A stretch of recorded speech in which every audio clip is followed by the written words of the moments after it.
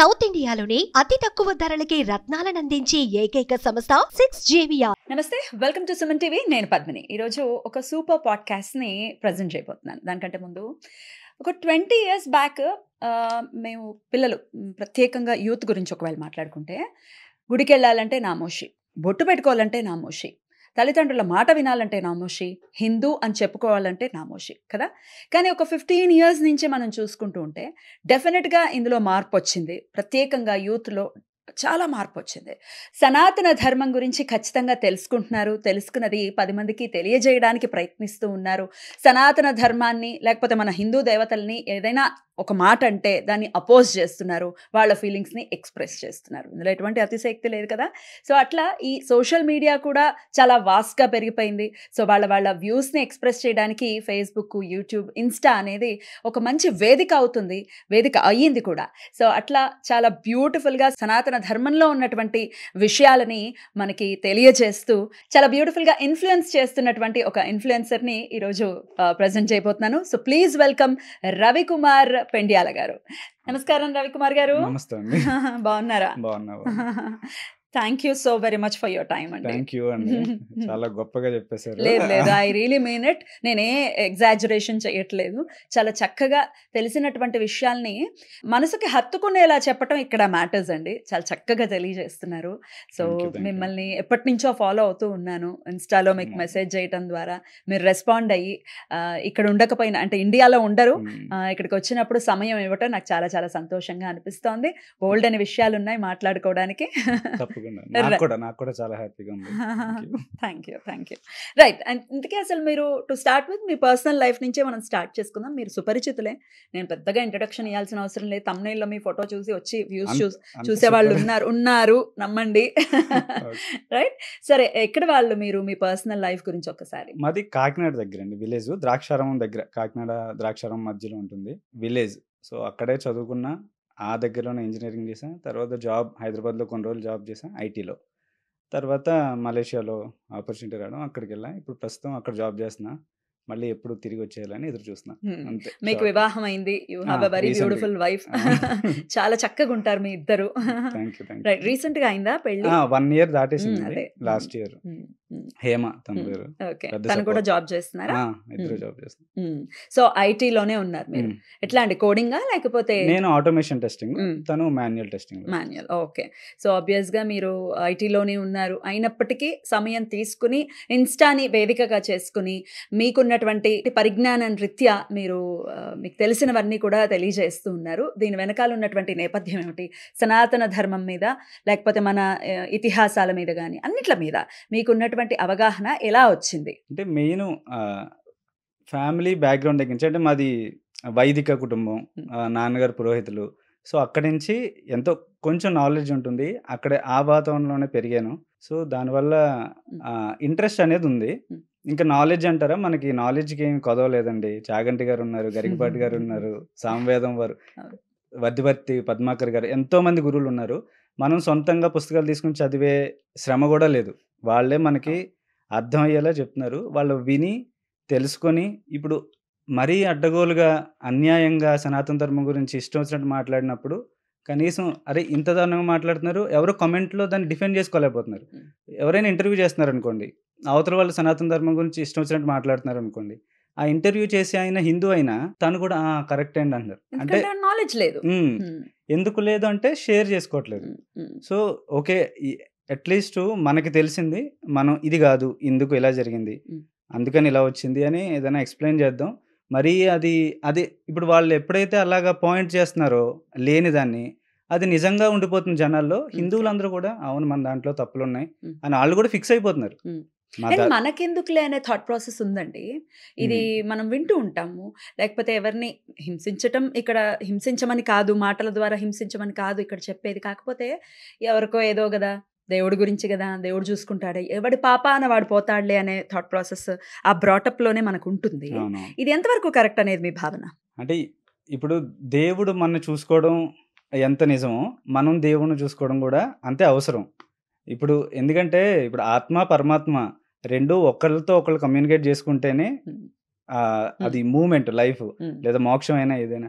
ఇప్పుడు ఓన్లీ మనం దేవుడి మీదే భారం వేసేసి ఏదో అన్నట్టు ఇప్పుడు ఒక ఆయన ఒక చాగంటి గారు ఒక కథ చెప్తారు. ఒక ఊరు నాయనార్ల కథలో ఊరు ఖాళీ చేసి అందరూ వెళ్ళిపోతుంటే ఒక బ్రాహ్మడు మాత్రం శివాలయంలో పూజారి మాత్రం ఆయన ఉండిపోతాడు. ఎందుకంటే నేను కూడా వెళ్ళిపోతే శివుడికి ఎవరు అన్నం పెడతారని. మరి ఆ మైండ్ సెట్ లేకపోతే మరి మన శివుడిని మనం ప్రొటెక్ట్ చేయకపోతే శివుడు మనం ఎలా ప్రొటెక్ట్ చేస్తాడు? అది శివుడు అవనివ్వండి, విష్ణు అవనివ్వండి. ఆన్ దిస్ నోట్ అసలు దేవుళ్ళని మీరు ప్రొటెక్ట్ చేస్తారా? దేవుళ్ళని ప్రొటెక్ట్ చేయాల్సిన అవసరం ఉందా అని అనేవాళ్ళు ఉండొచ్చు. వాళ్ళకి మీ ఆన్సర్? సింపుల్ ఎగ్జాంపుల్ అండి. ఇప్పుడు అమ్మ నాన్నలు మనకి జన్మనిచ్చారు, అలానే వాళ్ళ బాగోగులు చూసుకోకుండా వదిలేలేం కదా. ఎంత జన్మనిచ్చింది, మన జన్మకి కారణం వాళ్ళు, మన ఎగ్జిస్టెన్స్ కారణం వాళ్ళు, కానీ వాళ్ళని ప్రొటెక్ట్ చేయాల్సిన బాధ్యత కూడా మనకు ఉంటుంది. సో ఇక్కడ ఏంటంటే మన ఉనికిని మనం నిలబెట్టుకోవడం. ఇప్పుడు దేవుడికి ఏదో మనం ఉద్ధరిస్తున్నాం అని కాదు, మన ఉనికిని మనం నిలబెట్టుకోవడం, మనం చేస్తున్న సాంప్రదాయాలు కానీ మన సనాతన ధర్మం చెప్పేది కానీ దాన్ని ప్రొటెక్ట్ చేయకపోతే నెక్స్ట్ తరానికి వెళ్ళదు.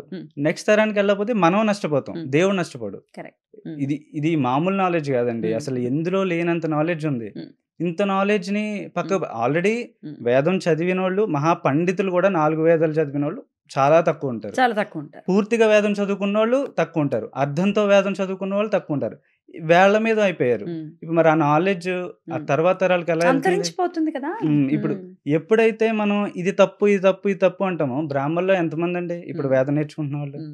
ఇప్పుడు నన్ను నేర్చుకోమంటే నేను కూడా నేర్చుకోకుండానే ఏముంది ఇప్పుడు అందులో ఏముందని ఐటీ సైడ్ ఇలా వచ్చా. కానీ ఎందుకు వచ్చాం?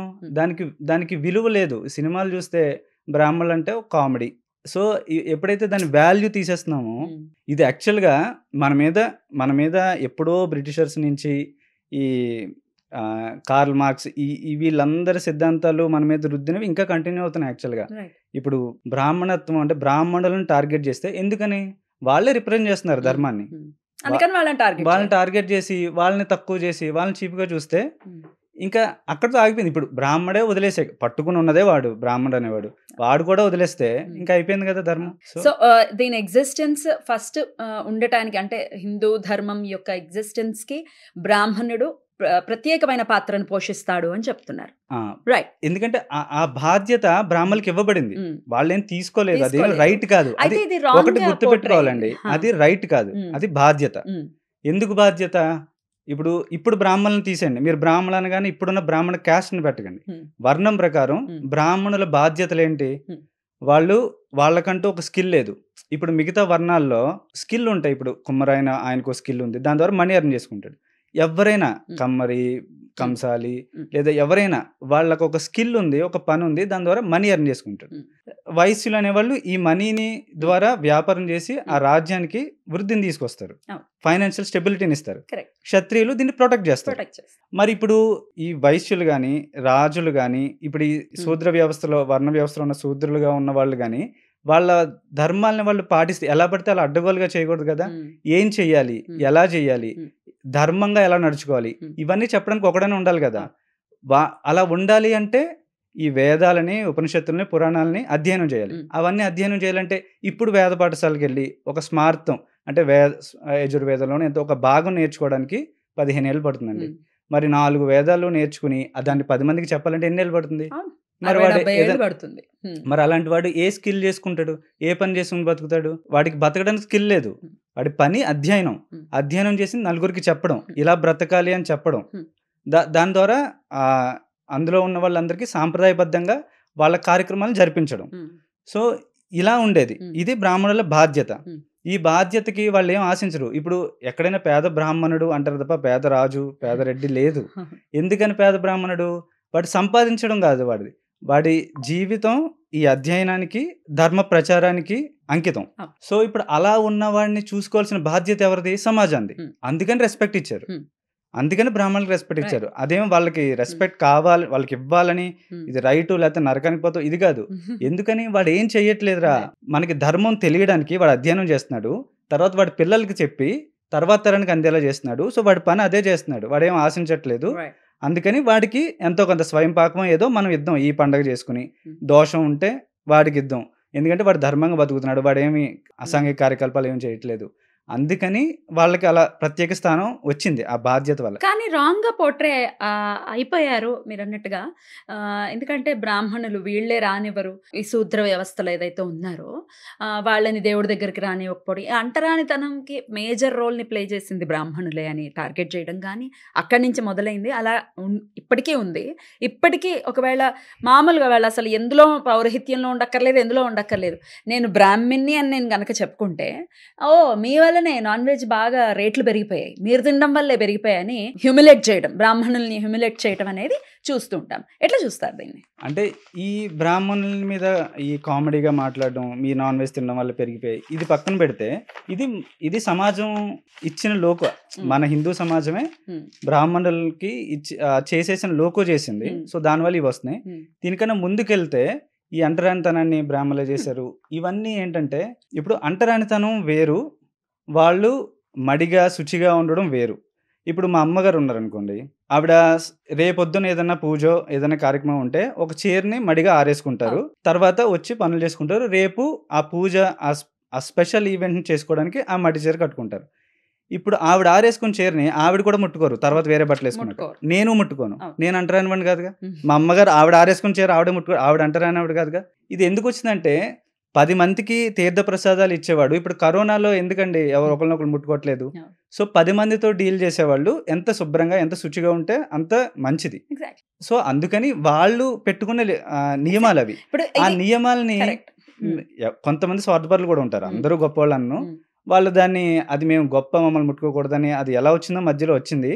దాన్ని మిగతా కొంచెం పైన ఉన్న వర్ణాల వాళ్ళు కూడా తీసుకుని ఇది తర్వాత మధ్యలో కల్పించేసి జరిగింది. ఇప్పటికీ కంటిన్యూ చేయడం అనేది డెఫినెట్ గా పొరపాటే. ఇప్పుడు డాక్టర్స్ విషయంలో మనం తీసుకుంటే, ఒక ఐసీయూ ఉంది, ఆ వార్డులోకి అందరు వెళ్ళిపోతారా? వెళ్ళనివ్వరు కదా. ఎందుకంటే నీకు బాబు నీ క్రిములు ఉంటాయి, నువ్వు రాకూడదు, లేకపోతే నువ్వు అక్కడ ఉన్నటువంటి రేడియేషన్ ఒకవేళ నీకు ఇంపాక్ట్ ని చూపిస్తుంది పేషెంట్కే కాకుండా. ఇట్లా రకరకాల యాంగిల్స్ ఉంటాయి. ఇప్పుడు దేవతామూర్తి దగ్గరికి వెళ్తే ఆ మూల విరాట్ కింద బోల్డని యంత్ర స్థాపన ఉంటుంది. ఆ తట్టుకునే పరిస్థితి మనకు ఉండాలి కదా, ఆ శక్తి మనకు ఉండాలి కదా.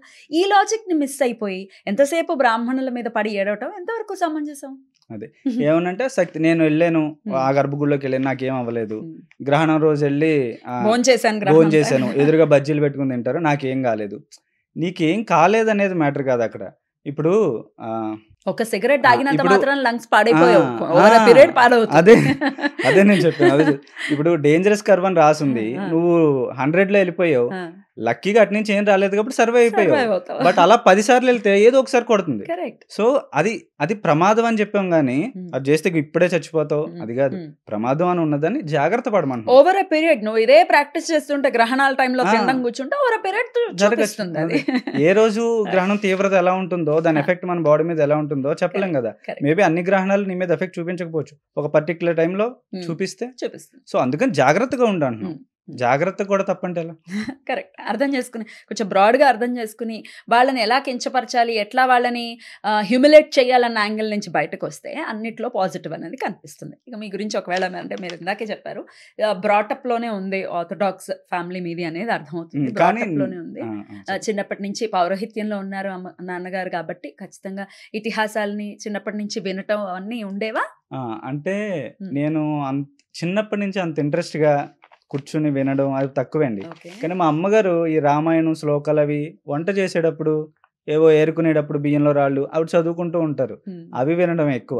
అవి ఇప్పుడు నేను చదువుతున్నప్పుడు మా అమ్మ చదివే గుర్తొస్తుంటాయి. అప్పుడు అంటే మా నాన్నగారు కూడా ఇలా ఇన్సిస్ట్ చేసి, నువ్వు ఇది చదువుకో, ఇది నేర్చుకో, ఫ్రీడమ్గానే వదిలేశారు. సో దానివల్ల నేను చిన్న వయసులో దాని వైపుకి వెళ్ళడం తక్కువే. కానీ నా ఇన్ఫ్లుయెన్స్ ఏంటంటే, ద్రాక్షారామం ఆలయం మాకు దగ్గర, మా నాన్నగారు వెళ్తూ ఉంటారు. ఎప్పుడైనా సెలవులు ఉన్నప్పుడు కూడా నేను వెళ్ళి ఒక పక్కన కూర్చుంటుంటా. అప్పుడు కూర్చుంటుంటే ఆ మంత్రాలు వినిపిస్తాయి, నమస్ సోమాయచ రుద్రాయచ నమస్ తామ్రాయచ అని. అవి ఎంత బాగుంటాయంటే మ్యూజిక్లా ఉంటాయండి, మీరు అసలు నిజంగా వినాలి. కానీ అవి వింటున్నప్పుడు అదంతా ఒక డిఫరెంట్ వైబ్రేషన్లో ఉండేది. నాకు చిన్నప్పుడు వెళ్ళేవాడిని, తర్వాత ఏంటి పక్కనే ఉన్న ద్రాక్షారానికి చాలా రోజులు వెళ్ళేవాడిని కాదు. ఇప్పుడు మళ్ళీ ఇంట్రెస్ట్, దేవుడు ఎప్పుడు ఇంట్రెస్ట్ కలిగించాడు, ఇప్పుడు మళ్ళీ వెళ్తుంటే నాకు అవన్నీ గుర్తొచ్చేవి. సో ఇంత పాజిటివిటీ ఉందేంటారు బాబు గుళ్ళో, కానీ దీన్ని వదిలేసుకుంటున్నారు అందరూ. ఏమన్నంటే ఎవరైనా యూత్ గుళ్ళకి వెళ్తున్నారు అనుకోండి, నువ్వు గుళ్ళకి వెళ్ళవేంట్రా అంటారు. అది తప్పేంటది, ఇప్పటికే గుడికి వెళ్ళాలి, ఇప్పటికే అంటున్నారు. ఈ మనం వయసులోనే చెడిపోవడమే కాదు, ఎదుటోడిని కూడా ఈ చెడిపేయాలంతే. వయసులోనే ఏంట్రా మరి ఏ వయసులో నడవడానికి ఓపిక లేని రేపటికి వయసులో గ్యారంటీ వెళ్ళి ఇస్తావా నువ్వు? అదే రైట్, అసలు వెళ్ళాల్సిందే ఈ వయసులో. కరెక్ట్. రేపన్న రోజు గ్యారంటీ అనేది లేదు. మొదలు పెట్టాల్సింది ఈ క్షణమే మొదలు పెట్టాలి. అలా మీరు మొదలు పెట్టిన అంటే ఇటువైపుకి మారి ఖచ్చితంగా దీని గురించి మనకు తెలిసిన విషయాలు చెప్పాలి, ఇన్స్టాని వేదికగా చేసుకుని మీరు చెప్తున్నారు కదా, ఎట్లా మారారు మరి? ఎప్పుడైతే బీటెక్ అయిపోయి జాబ్ చేస్తున్నానో చాలా ప్రెజర్స్ ఉంటాయండి, టెన్షన్స్ ఉంటాయి. అంటే ఐటీ వర్క్ అంటేనే కొంచెం స్ట్రెస్ఫుల్ జాబ్. ఇప్పుడు స్ట్రెస్ ఎప్పుడైతే వచ్చిందో, మనకి కష్టాలు రావడం ఎప్పుడైతే స్టార్ట్ అయినాయో అప్పుడు దేవుడు గుర్తొస్తాడు. సో అలాగే నాకు దేవుడు గుర్తొచ్చాడు. కాకపోతే ఎలా కనెక్ట్ చెప్పగలరా, ఇంకొంచెం ప్రిసైజ్లీ చెప్పగలరా ఏం కష్టం వల్ల మీరు దేవుడి వైపుకి తిరిగాడు? అంటే ఇప్పుడు బీటెక్ అవగానే జాబ్ వచ్చేలేదు నాకు. నేను చదివిన కాలేజ్ కానీ ఆ రూరల్ బ్యాక్గ్రౌండ్ వల్ల కొంచెం జాబ్ రావడానికి లేట్ అయింది. ఇంట్లో లోయర్ మిడిల్ క్లాస్, కొంచెం నేను ఎక్కువ రోజులు జాబ్ లేకుండా వాళ్ళ నుంచి మనీ ఎక్స్పెక్ట్ చేస్తూ ఎక్కువ రోజులు ఉండలేం. ఉంటే ఒకవేళ ఉన్నా మనకు తెలియకుండానే back of the mind pressure, మనం ఇచ్చేది లేదు తిరిగి అక్కడి నుంచి తీసుకుంటున్నాం అని. సో అదొక చిన్న డిలే అయినప్పుడు తర్వాత డిలే ఒక 1 ఇయర్ అండి 1 ఇయర్. బీటెక్. ఓకే. సో తర్వాత జాబ్ వచ్చాక మళ్ళీ బ్రేక్. ఒకసారి జాబ్ వచ్చి ఏవో చిన్న చిన్న కమిట్మెంట్స్ అరేంజ్ చేసుకుని మళ్ళీ బ్రేక్ రావడం. ఎందుకు పోయిందా జాబ్? కోవిడ్ టైంలో మలేషియాలో ఉన్నప్పుడే జాబ్ పోయింది, వీసా ఎక్స్పైర్ అయిపోయింది. సో అక్కడి నుంచి రావడానికి లేదు. ఇక్కడ ఇంట్లో వాళ్ళు సిక్ అయిపోయి ఉన్నారు. ఇప్పుడు వీసా ప్రాసెస్లో ఉంది తర్వాత కంపెనీది. అది ఆ టైంలో చాలా తక్కువ మంది రిసోర్సులు పనిచేసేవారు ఇమిగ్రేషన్స్లో. కానీ ఆ ప్రాసెస్ అవ్వడం, అవి డిలే అవ్వడం ఒక 4-5 మంత్స్ అప్పుడు చాలా అప్పుడు స్టార్ట్ అయింది నిజంగా. యాక్చువల్గా అప్పుడు క్రష్ లాంటిది. ఇంక చేయడానికి ఏం లేదు, బయటికి వెళ్ళడానికి ఏం లేదు, వెళ్ళి దేవుడి ముందు కూర్చోవడమే. అక్కడ గుళ్ళు అక్కడ గుళ్ళు ఉంటాయి. మలేషియాలో 7% హిందూ పాపులేషన్ ఉంది. ఎందుకంటే ఇక్కడి నుంచి తమిళియన్స్ మెయిన్, మన వైజాగ్ తీర ప్రాంతం వాళ్ళు బ్రిటిషర్స్ టైంలో అక్కడికి వెళ్ళి సెటిల్ అయిపోయి ఉన్నారు. అద్భుతమైన దేవాలయాలు ఉంటాయి. ఏ గుడికి వెళ్ళేవారు? శివాలయం ఉంటుందండి అక్కడ ఒకటి. అంటే మరి అందుకే కనెక్ట్ అయ్యానో ఏంటో, దాని గురించి కూడా మాట్లాడుకుందాం. నేను ఉంటున్న ప్లేస్ కి దగ్గరలోనే రామలింగేశ్వర స్వామి టెంపుల్ అని ఉంటుంది, మన రామేశ్వరం రెప్లికాల. అక్కడ శివాలయం ఉంటుంది, వెళ్ళి కూర్చునేవాడిని. అమ్మవారు, శివుడు, సీతారాములు ఉంటారు.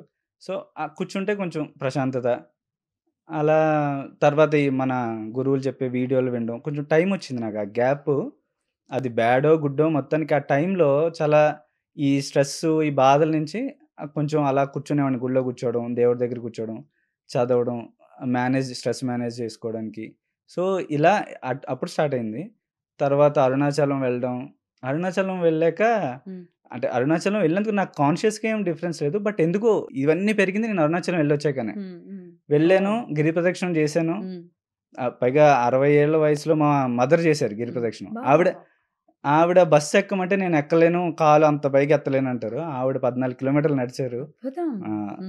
సో ఆ తర్వాత వచ్చేసాక ఈ జర్నీ స్టార్ట్ అయింది. సో ఇది న్యాచురల్ గా అప్పటికి ఇంకా మీకు వివాహం అవ్వలేదు ఆబ్వియస్లీ. అప్పుడు తర్వాత అయింది. సో ఫస్ట్ ఎలా స్టార్ట్ అయిందంటే ఇలా రెస్పాన్స్ తోనే ఎవరెవరో ఏదేదో మాట్లాడేస్తున్నారు, దాని గురించి ఎవరు మాట్లాడట్లేదు, ఆ అడిగేవాళ్ళు మాట్లాడట్లేదు, పోనీ దానికి ఎవరు కౌంటర్ ఇవ్వట్లే. సో ఫస్ట్ వీడియో ఏది దీని గురించి మాట్లాడాలి అని ఖచ్చితంగా మీరు అనుకున్నది ఏది? శివలింగాలకి పాలు వేస్ట్ చేస్తున్నారు, అదేదో పేదవాళ్ళకి ఇవ్వచ్చు కదా. పేదవాళ్ళకి ఇవ్వద్దని అనట్లే, పేదవాళ్ళకి ఇచ్చేది సనాతన ధర్మే. అందుకే గుడి బయటే ఉంటారు భిక్షగాళ్ళు. మిగతా 2 పేర్లు నేను చెప్పను కానీ ఆ రెండిట్ల బయట ఉండరు. ఇప్పుడు నిజంగా శివుడి మీద పాలు వృధాగా వేస్ట్ చేస్తారా అంటే, వృధాగా వేస్ట్ చేసి అలా పోసేయడం కాదు. ఇప్పుడు శివుడు అంటే ఏంటి? విశ్వం. ఇప్పుడు విశ్వం ఎలా ఉంటుంది? ఏదైనా గుడ్డు అంటే ఈ ఓవెల్ షేప్లో ఉంటుందంటే అది దేనికి సింబల్? ఈ సృష్టికి, ఈ విశ్వానికి, పుట్టుకకి. ఇప్పుడు మనం పుట్టేదన్నా తల్లి గడుపులో ఉన్న గుడ్డులో ఫామ్ అయిందే కదా. సో దేనికైనా మొదలు ఆయన సృష్టి, ఆయన నుంచి ఉద్భవించిన సృష్టి. సో ఇప్పుడు దాని అర్థం ఏంటి? ఇప్పుడు ఆయనకి పాలు పోస్తే సృష్టిలో ఉన్న అందరికీ పాలు పోయాలని కదా. ఇప్పుడు నేను ఒకళ్ళకి ఇవ్వగలనండి, ఇద్దరికి ఇవ్వగలను పాలు, ముగ్గురికి. సో సృష్టిలో ఉన్న అందరికీ దొరికేలా చూడు స్వామి అని ఆయనకి ఇస్తాం కదా. ఆ నమ్మకంతో ఇస్తాం, పాడు చేయట్లేదు మనం. ఆ నమ్మకం అనేది అది పిచ్చి నమ్మకం కాదు. నేను మనస వాచ కర్మణ ఈశ్వరుడి మీద పోసే పాలు ప్రతి ఆకలితో ఉన్న వాడికి చెందాలి అని నమ్మిపోస్తున్నా. సో అది పూర్తిగా నమ్మిపోస్తున్నా. అలా కాకుండా పుణ్యం కోసం, కోరికల కోసం పోయడం అనేది అది సెపరేట్, అది ఇంకా అది వదిలేండి. బట్ అలా నమ్మి పోసినప్పుడు ఆకలితో ఉన్న ప్రతి ఒక్కడి ఆకలి తీరుతుంది. అండ్ ఇంకొక యాంగిల్ ఏంటంటే శివయ్యని హైడ్రేట్ చేయడం అనేది ఒక యాంగిల్ ఉంది. ఆయన hydrate scientific angles scientific angle ఉంది దీని వెనకాల. ఆన్ దిస్ నోట్, మరి ఇప్పుడు దివాళీ వస్తోంది, సడన్ గా పొల్యూషన్ గుర్తొచ్చేస్తుంది జనాలకి. శివరాత్రి వచ్చినప్పుడు సడన్ గా పాలు వేస్ట్ చేసేస్తున్నారు అనేది గుర్తొచ్చేస్తుంటుంది. ప్రతిరోజు కేక్ కటింగ్ల పేర్లతో కేకులు కట్ చేసి ఆ కేకులు మొహాలకు పూసుకుని బోల్డంతా కేకులు వేస్ట్ చేస్తున్నారు కదా. ఇలా చెప్పేవాళ్ళు ఎందుకు మొహాలకు పూసుకుంటున్నారు, పేదలకు పెట్టండి అని ఎవడో చెప్పడు. శివయ్య దగ్గరకు వచ్చినప్పుడే కావాలి. సోషల్ సర్వీస్ అంతా శివయ్య దగ్గర. అంతే, హిందువులే సోషల్ సర్వీస్ చేయాలి, మిగతా వాళ్ళకి చేస్తున్నారు కూడా, కానీ అవేవి చూడరు. ఇప్పుడు వేల మంది భోజనాలు చేస్తున్నారండి ప్రతి హిందూ దేవాలయంలో. అంతకంటే సర్వీస్ ఉంది ఎక్కడ చేస్తున్నారు మిగతా చోట? చూపించి చెప్పండి. వేల మంది ప్రతి సనాతన ధర్మంలో నేను డిబ్బీలో వేసే ప్రతి రూపాయి ఎవరో ఒకరికి ఉపయోగపడుతుంది. ఇప్పుడు దేవుడేం తీసేసుకోవట్లేదుగా, అన్ఫార్చునేట్లీ గవర్నమెంట్లు తీసుకుంటున్నాయి, అది వేరే విషయం. బట్ స్టిల్ నేను చేసే ప్రతి రూపాయి ఎవరో ఒకరు అన్నం తింటున్నారు. లేకపోతే అసలు పూజలకి సంబంధించిన క్రతువులకి సంబంధించి ఇప్పుడు ఒకవేళ ఏదైనా పూజ చెప్పారు, ఆ పూలు కావాలి లేకపోతే పూజా సామాగ్రి కావాలి అంటే మనం ఎక్కడి నుంచో కొనుక్కుంటాం. ఆ అమ్మేవాడు బ్రతుకుతున్నాడుగా, అట్లా చూడాలి కదా. పూజలు అక్కర్లేదు, ఏం అక్కర్లేదు, వెళ్ళిపోయి ఏడ్ చేయండి అని అంటే ఎవడు బతుకుతాడు? ఇట్లా జరుగుతుంది, రొటేషన్ అనేది ఎలా జరుగుతుంది. సో ఇది కూడా ఆలోచించాలి దీని వెనకాల డెఫినెట్లీ. పూజ అనేది పెద్ద థెరపీ అండి. ఇప్పుడు మెయిన్ యూత్ ఎందుకు డివోషనల్ గా ఉండాలి, యూత్ ఎందుకు పూజలు చేయాలి అంటే, ఇప్పుడు పూజ అనేది ఒక చిన్న పిల్లోడిని మనం స్నానం చేయించి ఆడికి పౌడర్ రాసి బట్టలేసి ఆడికి దువ్వి సాంబ్రాన్ని పొగ వేసి ఆడికి అన్నం పెట్టి తినిపించడం అనేది ఇప్పుడు పిల్లల్ని చూస్తే చాలా మంచిది మైండ్కి అంటారు కదా. అలాంటి యాక్టివిటీ పూజ కూడా. పూజలో మనం ఏం చేస్తాం, స్వామికి స్నానం చేయిస్తాం, వస్త్రం ఇస్తాం, వస్త్రయుగ్మం అని, గంధం పోస్తాం, డియోడ్రెంట్. సో మనం ఆయనకి పుష్పం ఇస్తాం, అంటే అలంకరిస్తాం, ఆయన్ని భోజనం పెడతాం, కూర్చోమని తాంబూలం ఇస్తాం, తర్వాత ఆయనకి దిష్టి హారతి ఇస్తాం. అది చక్కగా ఆయనకి చేస్తున్నప్పుడు మనం కంప్లీట్ మెడిటేషన్ అని ఉంటుంది. మెడిటేషన్ మనం అందరూ చేయలేరండి, ఒక్క 10 సెకండ్లు కూడా మైండ్ ఉండదు. కానీ మీరు పూజ చేస్తున్నప్పుడు అప్పుడప్పుడు బయటికి వెళ్ళినా మీరు ఇన్వాల్వ్ అయ్యి ఆయన అలంకరిస్తూ ఆయనకి హారతి ఇచ్చి ఆయనకి నైవేద్యం పెడుతుంటే అదే మెడిటేషను. ఇప్పుడు చిన్ని స్ఫటిక శివలింగం తీసుకుని ఆయన మీద నీళ్ళలో పాలో పోస్తూ ఆయన్ని చూస్తే ఎంత రిలాక్సేషన్ వస్తుందంటే, ఇప్పుడు ఆఫీసులకు వెళ్ళేవాళ్ళు చాలా స్ట్రెస్ ఉంటాయి, టెన్షన్ ఉంటాయి ఆఫీసులో, ఒక్క 10 నిమిషాలు చిన్ని శివలింగం లేదా వెంకటేశ్వర విగ్రహము దానికి అభిషేకం చేసి తుడిచిపెట్టి ఒక బొట్టు పెట్టి చేస్తే మీరు ఆ పాలు ఆ శివలింగం మించి పడ్డం, ఆ విగ్రహం మించి పడ్డం చూస్తే చాలా బాగుంటుందండి. స్ట్రెస్ రిలీఫ్ అది ట్రై చేయాలి, త్రికరణ శుద్ధిగా ట్రై చేయాలి. ఆయన స్వామి మన పూజా మందిరంలో కూర్చున్నాడు, ఆయనకే స్నానం చేస్తున్నాం అని భావించాలి, ఈ భావన ఉండాలి. అంతేగాని శివలింగం ఇంట్లో ఉండొచ్చా ఉండకూడదా, తులసి మొక్కలు పడేయాలా, ఇవి కాదు. అభిషేకం అయిపోయి ఏం చేయాలి, నీ తులసమ్మలో లేదా మొక్కల్లో పోయిండి అమ్మా నీళ్లు. రైట్ అండి. అయితే ఈ అరుణాచలం వెళ్ళిన తర్వాత, గిరి ప్రదక్షిణ చేసిన తర్వాత జీవితంలో ఎటువంటి మార్పు వచ్చింది?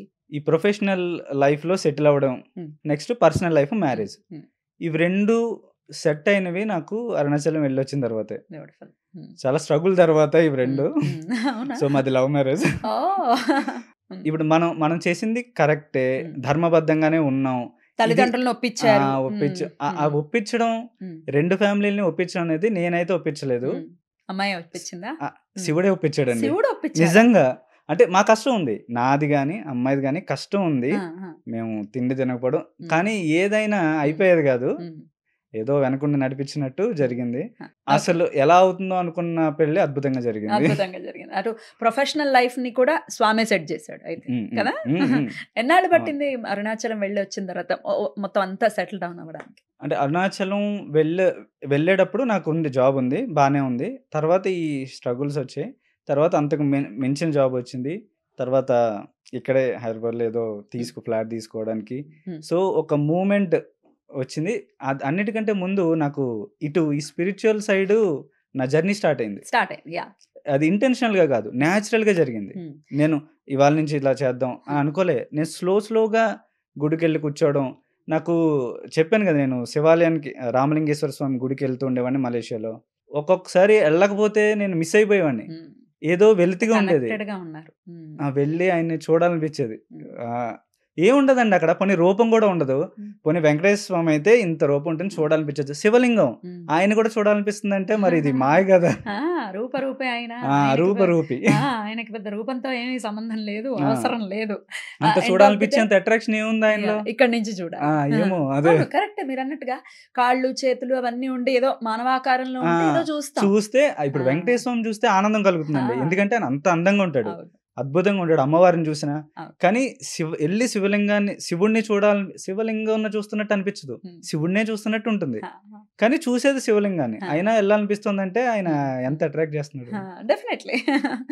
రైట్. అయితే పాలు వేస్ట్ చేస్తున్నారన్న యాంగిల్లో స్టార్ట్ అయినటువంటి మీ జర్నీ, ఇన్స్టాగ్రామ్ లో మీ వ్యూస్ ని మీరు ఎక్స్ప్రెస్ చేయడం కానీ, లేకపోతే ఖచ్చితంగా దీని గురించి మాట్లాడాలి అని మీ దగ్గర మొదలైంది. ఇది ఎప్పుడు మొదలైంది, ఎన్నాళ్ల క్రితం? 2 years అవుతుంది, 1.5 year అవుతున్నట్టుందండి. 1.5 2 years అవుతుంది. రైట్. సో డెఫినెట్ గా మెల్లమెల్లగా ఇంకా మీరు తెలుసుకోవటం, తెలిసిన విషయాల్ని చెప్పటం అంతా. అంటే 2 years లో స్టార్ట్ అయింది. ఇలా ఈ పాలు గురించి ఇలా ఎలా పడితే అలా మాట్లాడుతున్నారండి, రెస్పాండ్ అవ్వడం మొదలు పెట్టా. తర్వాత నేను చదవడం స్టార్ట్ చేస్తా కదా. ఇప్పుడు హనుమాన్ చాలీసా కానీ, చంద్రశేఖరాష్టకం కానీ, నాకు కాలభైరవాష్టకం చాలా ఇష్టం. అది వింటుంటేనే ఏదో పాజిటివ్ ఉంటుంది. కాలభైరవాష్టకం కానీ ఇవన్నీ చదువుతున్నప్పుడు బాగుంది, కానీ నాకు అర్థం తెలుసుకోవాలనిపించేది. సో ఎలా తెలుసుకోగలం అని అన్ని సోర్సుల్ని పట్టుకుని అర్థం తెలుసుకునేవాడిని. అర్థం తెలుసుకుని చదువుతుంటే ఇంకా అద్భుతంగా ఉంటుంది. ఇప్పుడు కాలభైరవాష్టకం ఉంది, దేవరాజ సేవ్యమాన పావనాగ్రి పంకజం అంటే ఆ సౌండింగే అదిరిపోయింది, అద్భుతంగా ఉంది, చాలా బాగుంది. తెలిస్తే దేవరాజ సేవ్యమాన్ అంటే ఇంద్రుడు, దేవరాజ్ అంటే ఇంద్రుడు, సేవ్యమాన్ అంటే సేవించే, పావనాంగ్రి పాద పంకజం అంటే అలాంటి అద్భుతమైన పాదాలు కలవాడు అంటే శివుడి పాదాలు కనబడతాయి మనకి. ఇది ఇంద్రుడి చేత పూజించబడుతున్న శివుడి పాదాలు కనబడతాయి. సో వ్యాలయజ్ఞ సూత్రం ఇందు శేఖరం కృపాకరం అంటే ఆయన సర్పాన్ని యజ్ఞోపేతంగా ధరించాడు. మనస్తోనే శివుని చూస్తున్నాం. అర్థం తెలిస్తే ఆ చదువుతున్నప్పుడు వచ్చే అనుభూతి ఎక్స్ట్రాడినరీ. అది నాకు ఒక్కడికే కాదుగా, అందరికీ ఉంటే మంచిది కదా అని దాని అర్థాలు తెలియడం చెప్పడం స్టార్ట్ చేశా. హనుమాన్ చాలీసా, కాలభైరవాష్టకం ఏదో 30,000 40,000 ఉండేది, ఈ 2 అర్థాలు ప్యారలల్ గా స్టార్ట్ చేసా. 1 lakh వెళ్ళిపోయింది అప్పుడే. అంటే 4 అంటే శ్లోకాలకి అర్థం చెప్తే తెలుసుకోవాలి అనుకునే వాళ్ళు ఇంతమంది ఉన్నారని నాకు అప్పుడు అర్థమైంది. అందుకనే నేను మిగతావి ఏవి చెప్తున్నా ఏదో ఒక స్తోత్రం శ్లోకం తీసుకుని దానికి అర్థాలు చెప్తూ ఉంటాను, నాకు నచ్చినవన్నీ. చాలా చక్కగా తెలియజేస్తున్నారు. ఓసారి అది పాడతారా? దేవరాజ సేవ్యమాన పావనాగ్రి పంకజం వ్యాలయజ్ఞ సూత్రమిందు శేఖరం కృపాకరం నారదాది యోగి బృంద వందితం దిగంబరం కాశికాపురాదినాథ కాల భైరవం భజే. అద్భుతం. ఒత్తులు కూడా ఖచ్చితంగా పలుకుతూ కనుక పాడితే దాని అర్థం మారకుండా ఉంటుంది. అది కూడా నేర్చుకోవాల్సి ఉంటుంది. అది నేర్చుకోవాలి. ఇక్కడ ఒక పాయింట్ చెప్దాం, మీరు బాగానే చెప్పారు. ఇక్కడ 2 ఉంటాయండి, శృతి స్మృతి వేరు. వేదం శృతి అనేవి శబ్ద ప్రధానం, వేద మంత్రాలు. ఇప్పుడు శ్రీ సూక్తం గానీ, పురుషోక్తం గానీ, రుద్రం గానీ, ఇవి ఒకవేళ అందరూ నేర్చుకుంటున్నారండి. ఓన్లీ బ్రాహ్మలే అనేది ఇంక పక్కన పెట్టండి, అందరూ నేర్చుకుంటున్నారు, అందరూ నేర్చుకోవాలి. ఇప్పుడు చాలా వేద పాఠశాలలో వేదం కూడా నేర్చుకుంటున్నారా? యూనివర్సిటీస్ లో కూడా నేర్పిస్తూ చాలా పాఠశాలల్లో మన కేసరగుట్ట నేను విన్నా, వేరే వాళ్ళు కూడా నేర్పిస్తున్నారని. సో ఇప్పుడు ఇక్కడ ముఖ్యమైన వేరే వాళ్ళు గురుముఖత, okay fine, that is fine. అలా కాకుండా బుక్కుల్లో చదివి నేర్చుకునే వాళ్ళకి నేను చెప్పే సజెషన్ ఏంటంటే, మంత్రం అనేది శబ్ద ప్రధానం. అది కరెక్ట్ గా పలికినా కూడా స్వరంతో పలకాలి.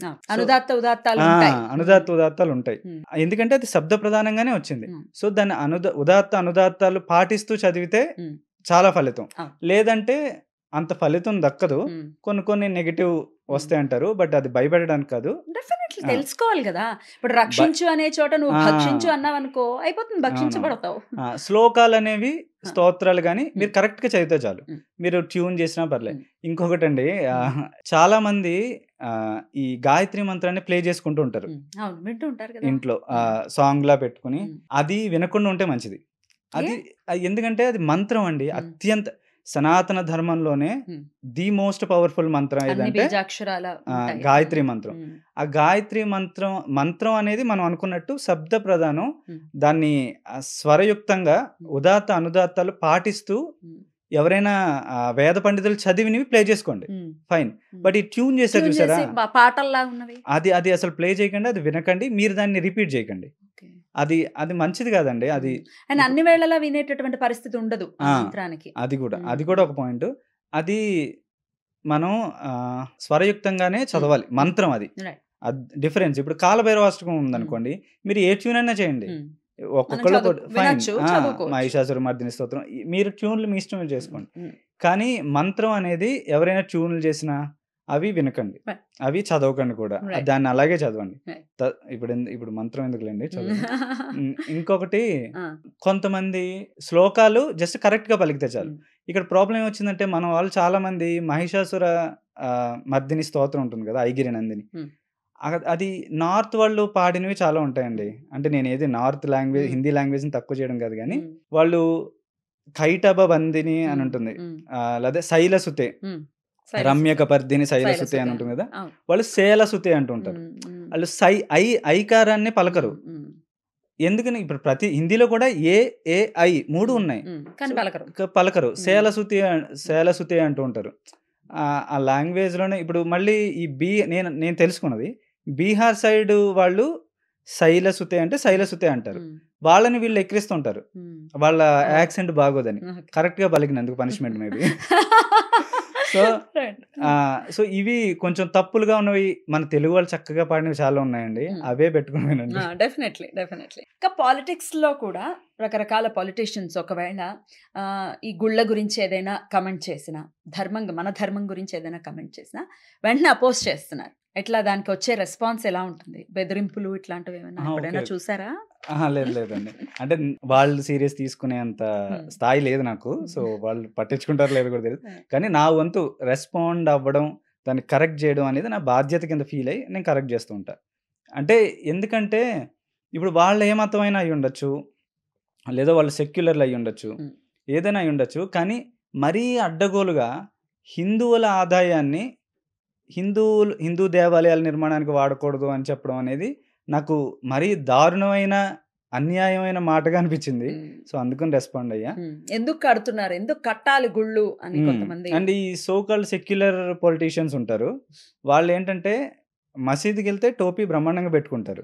వాళ్ళు సెక్యులర్, వాళ్ళు హిందువా ముస్లిమా పక్కన పెట్టండి, పెట్టుకుంటారు. వాళ్ళు పడాలి కదా ఓట్లు, మైనారిటీ ఓట్లు. మరి హిందువులు బొట్టు పెట్టుకోనికి సిగ్గుపడతారు కదండి. తీర్థం ఇలా ఇస్తే ఇలా కింద పడే. సరే వాళ్ళు పోనీ మీరు చెప్పిన వాళ్ళు పోనీ వేరే మతం వాళ్ళు అయి ఉండొచ్చు, కానీ మన వాళ్ళు కూడా కొంతమంది పొలిటీషియన్స్ వేరే స్టేట్ లో గానీ వాళ్ళు వేరే వాటికి వెళ్ళినప్పుడు వాళ్ళు అన్ని పాటిస్తారు. మన దానికి వెళ్ళినప్పుడు మామూలుగా వచ్చేస్తారు, నియమాలు పాటించమంటే నేను పాటించినట్టారు. అలా చేసేవాళ్ళు కూడా ఉన్నారు.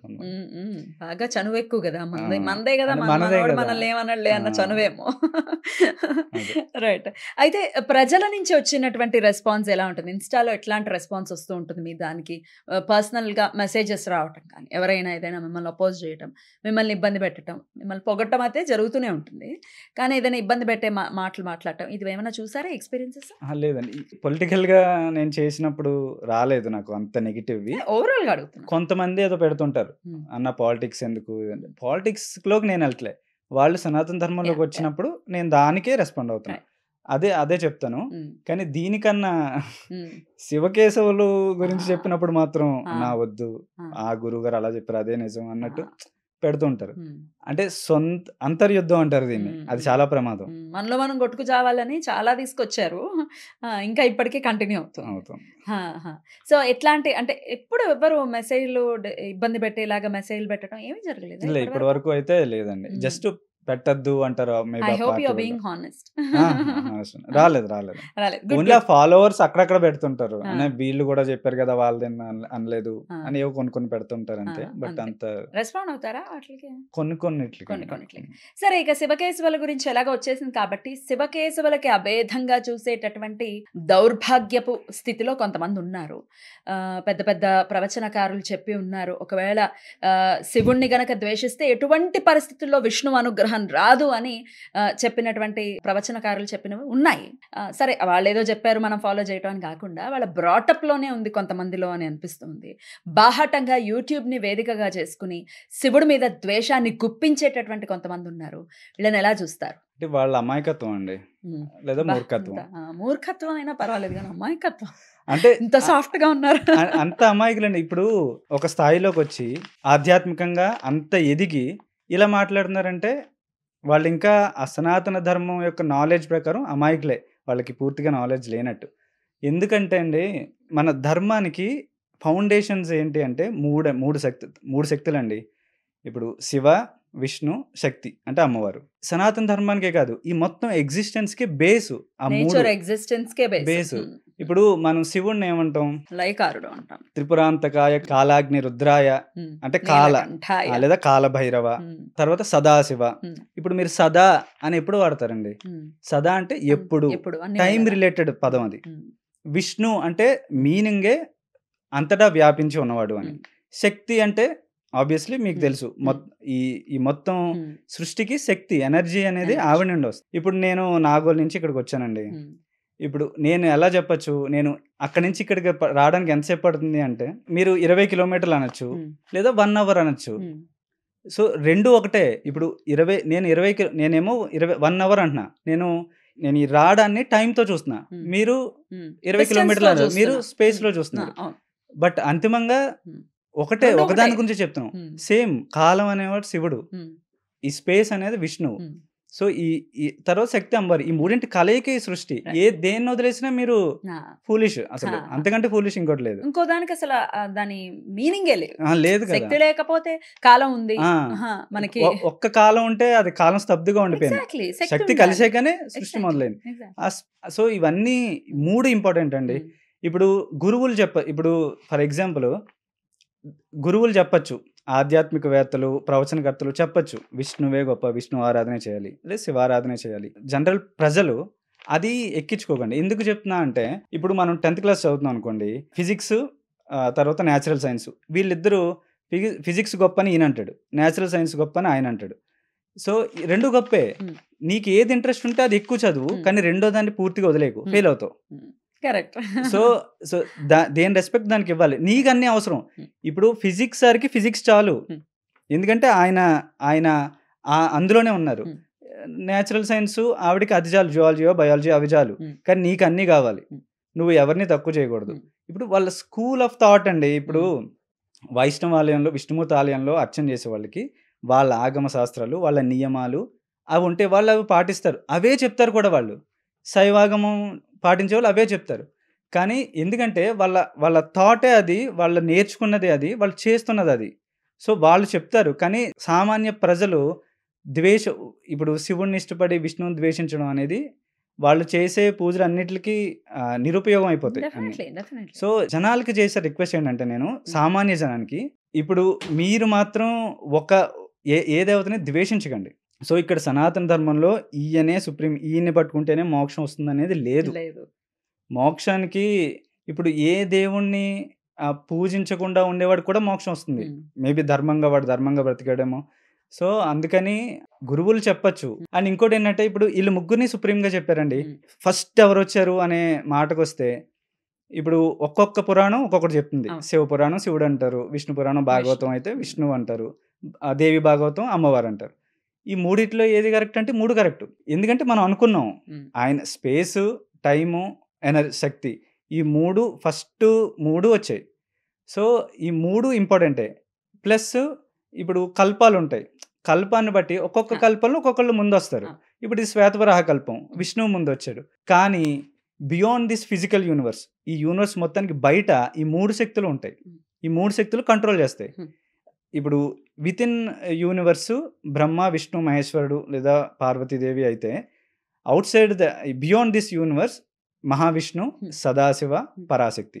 సో ఇవి ఎప్పుడూ ఉంటాయి. మీరు ఏ కల్పమైనా, ఏ యుగంలో ఉన్నా ఈ ముగ్గురులో ఎవరినైనా పట్టుకోవచ్చు. లేదు వేరే ఏ దేవతను పట్టుకున్నా ఓకే. అండ్ ఇంకోటి, 100 మంది, కోట్ల మంది దేవతలు అంటారు. సో ఈ ఏకాదశ రుద్రులు, ఆదిత్యులు ఇవి పక్కన పెడితే, మనం పూజించే దేవతలు మీరు ఎవరిని తీసుకున్నా ఈ 3 ప్రైమరీ దేవతలు దాటి వెళ్ళరు.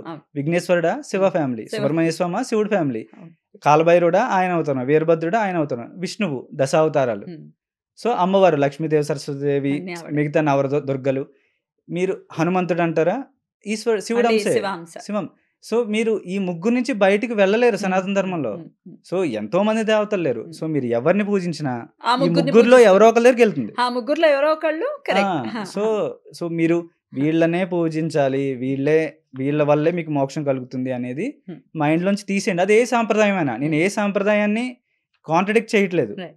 కానీ మీ ఇంట్లో మీ పూర్వీకులు గంగమ్మ అనే గ్రామ దేవతని, సత్యమ్మ అనే గ్రామ దేవతని పూజిస్తే ఆవిడనే శక్తి. పూజించండి, Hmm. ఇబ్బంది ఏం లేదు. Hmm. అది ఒకటి ఉంటుంది, ఆకాశాత్ పతితం తోయం యదా గచ్చతి సాగరం సర్వదేవ నమస్కారం కేశవం ప్రతిగచ్చతి అని. సో మీరు ఎవరిని పూజించినా చివరికి ఆ పరమాత్మకి వెళ్తుంది మీ నమస్కారం. మీరు వరి అవ్వకర్లే, అయ్యో నేను ఈయన పూజిస్తున్నా. మీరు చిన్నప్పటి నుంచి మీ ఫ్యామిలీ ఎవరిని పూజిస్తే వాళ్ళని పూజించండి. ఆ డైటీతో మీ ఎనర్జీస్ మ్యాచ్ అవుతాయి. ఆయన మీకు త్వరగా పలుకుతాడు యాక్చువల్గా. Right. అనవసరమైన ద్వేషాన్ని వాళ్ళకు ఉన్నటువంటి వాళ్ళ థాట్ ప్రాసెస్లో ఉన్నటువంటి, లేకపోతే వాళ్ళ బ్రాటప్లో ఉన్నటువంటి ఆ విషయాన్ని 10 మందికి చెప్పటం, అనవసరమైనటువంటి ద్వేషాన్ని గుప్పించటం అనేది మనం చూస్తూ ఉన్నాము. ఆది శంకరులు అంటే సాక్షాత్తు పరమశివుడే ఆది శంకరులుగా వచ్చిన విషయం తెలిసిందే. అది ఖచ్చితంగా నమ్మి తీరాల్సినటువంటి ఒక అంశం. ఆయన ఫిలాసఫీని నిస్సిగ్గుగా బోగస్ ఫిలాసఫీ అని అనటం చాలా చాలా శోచనీయమైనటువంటి ఒక అంశం. అది కూడా ఏదో చిన్న చితక ఆర్గనైజేషన్కి సంబంధించిన వాళ్ళు కాదు, పెద్ద పెద్ద ఆర్గనైజేషన్స్లో ఉండి కొన్ని వేల మందిని అడ్రస్ చేస్తున్నటువంటి ఒక పెద్ద పెద్ద సభల్లో ఇటువంటి మాటలు మాట్లాడటం చాలా శోచనీయం. దీన్ని ఎట్లా అర్థం చేసుకోవచ్చు? దౌర్భాగ్యం అండి ఇది. ఈవెన్చువల్గా ఆ స్థాయిలో ఉండి, ఒక ధర్మాన్ని రిప్రజెంట్ చేసే స్థాయిలో ఉండి, లేదా రిప్రజెంట్ చేసే సంస్థని హోల్డ్ అక్కడ చేస్తూ ఉండి, ఇలాంటి మాటలు మాట్లాడడం జస్ట్ హిందువుల్ని డివైడ్ చేయడానికి తప్ప ఎందుకు పనికిరాదు. కరెక్ట్. నా పర్సనల్ ఒపీనియన్ అయితే, నేనేమి ఈ పక్షపాతంగా చెప్పట్లే, శంకరాచార్య అద్వైత సిద్ధాంతాన్ని మించినది సృష్టిలో లేదు. Right. అసలు ఆయన ఎలా మరి 32 ఏళ్ల వయసుకే ఇన్ని ఎలా చేశాడు, ఆ సేతు హిమాచలం ఎలా అన్నిసార్లు నడిచి తిరిగాడు. మీరు ఇప్పుడు నిజంగా చెప్పాలంటే మిగతా సిద్ధాంతాలన్నీ కొంత రీజియన్కే లిమిటెడ్ అండి. పరిమితమై ఉన్నాయి. అవును. అద్వైత సిద్ధాంతం ఆ సేతు హిమాచలం మీరు ఎవరిని కదిలించినా ఇక్కడికి వచ్చారు శంకరాచార్యుల వారు, ఇక్కడ ఉన్నారు, ఎక్కడెక్కడో విగ్రహాలు ఉంటాయి, ఎక్కడెక్కడో ఉంటాయి. సో అపర శంకర్లకి అది సాధ్యపడుతుంది. అంతే. అసలు ఎలా చేశారు అనేది నాకు అర్థం కాదు. ఆయన కనకదార స్తోత్రం చేసింది ఎంత వయసులో, 4-5 ఏళ్ల చిన్న పిల్లడిగా ఉన్నప్పుడు. బాలుడు. అసలు ఆ వయసులో ఎలా చదివారు, వాటిని ఎలా అర్థం చేసుకున్నారు, ఆ మొత్తం అద్వైత సిద్ధాంతాన్ని చిన్న దక్షిణామూర్తి స్తోత్రం అనే దాంట్లో ఎలా పెట్టారో నాకేం అర్థం కాదు. అంతటి ఆ ఈశ్వరుణ్ణి బోగస్ ఫిలాసఫీ అయినది అని చెప్పటం, విష్ణువు భక్తుడయి విష్ణువుని ఏదో ఎలివేట్ చేయాలో, లేకపోతే కృష్ణుడిని ఎలివేట్ చేయాలన్న యాంగిల్లో కృష్ణుల్లో ఉన్నటువంటి శివుణ్ణి తిట్టడం అనేది అదే కదా. అసలు ఇంత చిన్న లాజిక్ ఎలా మిస్ అయ్యవరా అనేదో సినిమాలో అంటారు. అట్లాంటిది. ఇప్పుడు అర్జునుడు ఎవరండి? అర్జునుడు శివభక్తుడు. శివభక్తుడు. మరి ఎవరు ప్రొటెక్ట్ చేశారు ఆయన్ని? వెనకుండి నడిపించింది ఎవరు? కృష్ణుడు. సో శివుణ్ణి పూజిస్తే కృష్ణుడు కూడా నీ వెనకాల ఉంటాడు. శివుణ్ణి తిడితే కృష్ణుడు ఎందుకు ఉంటాడు, విష్ణువు ఎందుకు ఉంటారు? అలాని అధర్మంగా ఉంటే నువ్వు ఎవరిని పూజించినా, రావణాసుడు అంత శివ పూజ చేశాడు, అంత శివభక్తుడు, ఏమైంది వచ్చాడా? దక్షుడు మహావిష్ణు భక్తుడు, శివద్వేషం చేశాడు, శివద్వేషి, తల తగ్గింది. సో ఇవి రెండు మీకు, దక్షుడిది, రావణాసురుడివి, లేదా మన clear evidence. Definitely. On that note అండి, రాక్షసులందరూ కూడా శివుడి యొక్క భక్తులే అని అన్నవాళ్ళు. మళ్ళీ వీళ్ళు కూడా ఈ బోగస్ ఫిలాసఫీ చెప్పిన ఈ ఆర్గనైజేషన్ సంబంధించిన వాళ్ళే. రాక్షసులు ఎవరి దగ్గరికి వెళ్తారండి? వెళ్ళే శంకరుడి దగ్గరికి. ఈశ్వరుడిని అడిగేస్తాడు, ఈశ్వరుడు బోలా శంకరుడు టక్మని కోరిక తదాస్తు అనేసి వెళ్ళిపోతాడు. మళ్ళీ ఆ ఇబ్బంది నుంచి బయటపడడానికి మళ్ళీ విష్ణువే రావాలి. ఇట్లాంటి ఒక థియరీని తీసుకురావటం. వాళ్ళు షేర్ చేసుకున్న రెస్పాన్సిబిలిటీస్ అండి. ఆ రెండు, ఈయన వరం ఇవ్వడం, ఆయన చంపడం, రెండు లోకరక్షణకే. ఇప్పుడు ఒక స్కూల్లో స్టూడెంట్ ఉన్నాడండి, వాడు చాలా బాగా చదువుతాడు, కానీ వెరీ అరగెంట్, అందరితో గొడవలు పడతాడు, అమ్మాయిలు నేర్పిస్తాడు. ఇప్పుడు వాడు ఎగ్జామ్లో 100కి 100 అద్భుతంగా రాశాడు. ఇప్పుడు ఆ లెక్చరర్ వాడిని ఏం చేయాలి? వాడిని పాస్ చేయాలా, ఫెయిల్ చేయాలా? వాడు అంత అద్భుతంగా రాసినందుకు ఉపాధ్యాయ ధర్మం కింద వాడికి 100కు 100 వేయాలా? ఆడు బయట ఇవన్నీ చేశాడు, అమ్మాయిలు నేర్పించాడు, నా మీదే జోకులు వేసాడు అని ఫెయిల్ చేయాలా? రాసినందుకు మార్కులు వేసేయాలి. సో అదే శివుడు చేసేది. వాడు చేసే కఠోర దీక్షకి, తపస్సుకి వరం ఇస్తాడు. కానీ ఆ వరాన్ని వాడు తప్పుగా ఉపయోగించుకున్నాడా, ధర్మబద్ధంగా ఉపయోగించుకున్నాడా అనేది వాడి కర్మ, వాడి తర్వాత అనేది డిసైడ్ అవుతుంది. కరెక్ట్. సో ఆ వరం ఇవ్వడం తప్పు కాదు. బ్రహ్మ ఇచ్చినా, శివుడిచ్చినా వాళ్ళు పిచ్చోళ్ళ ఇవ్వరు. మిస్యూజ్ చేసుకోవటం తప్పు. అది మనకి మెసేజ్ కూడా.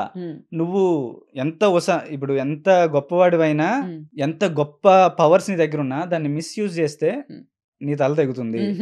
సో తల తగ్గడం ఒకటే కాదండి, యుగాలు మారినా చిత్కారం అలాగే ఉండిపోతుంది. అలాంటి వాళ్ళని వెనకేసుకొచ్చి నెత్తిన పెట్టుకుంటా ఉంటే ఇంకా అసలు దానికి ఏం చేయాలి. దారుణంగా ఉన్నారంటే రాముడి పటాన్ని లేకపోతే రాముడి ఫ్లెక్సీని రీసెంట్ అవునవును అదే అది కూడా మీరు రెస్పాండ్ అయ్యారు దానికి సంబంధించి. రావణాసురుడిని హీరో ఎలా వాళ్ళకి ఎట్లా హీరోగా అంటే నీ భార్యను ఎత్తుకుపోయినా నీకు ఓకే, నువ్వు అదే ఆయన ఒప్పుకుంటున్నావు అంటే దీన్ని ఒప్పుకుంటున్నానే కదా, ఒప్పుకుంటున్నట్టే కదా, ఒప్పుకుంటున్నట్టే నీ భార్యను కూడా నువ్వు అలాగే హింసిస్తావు.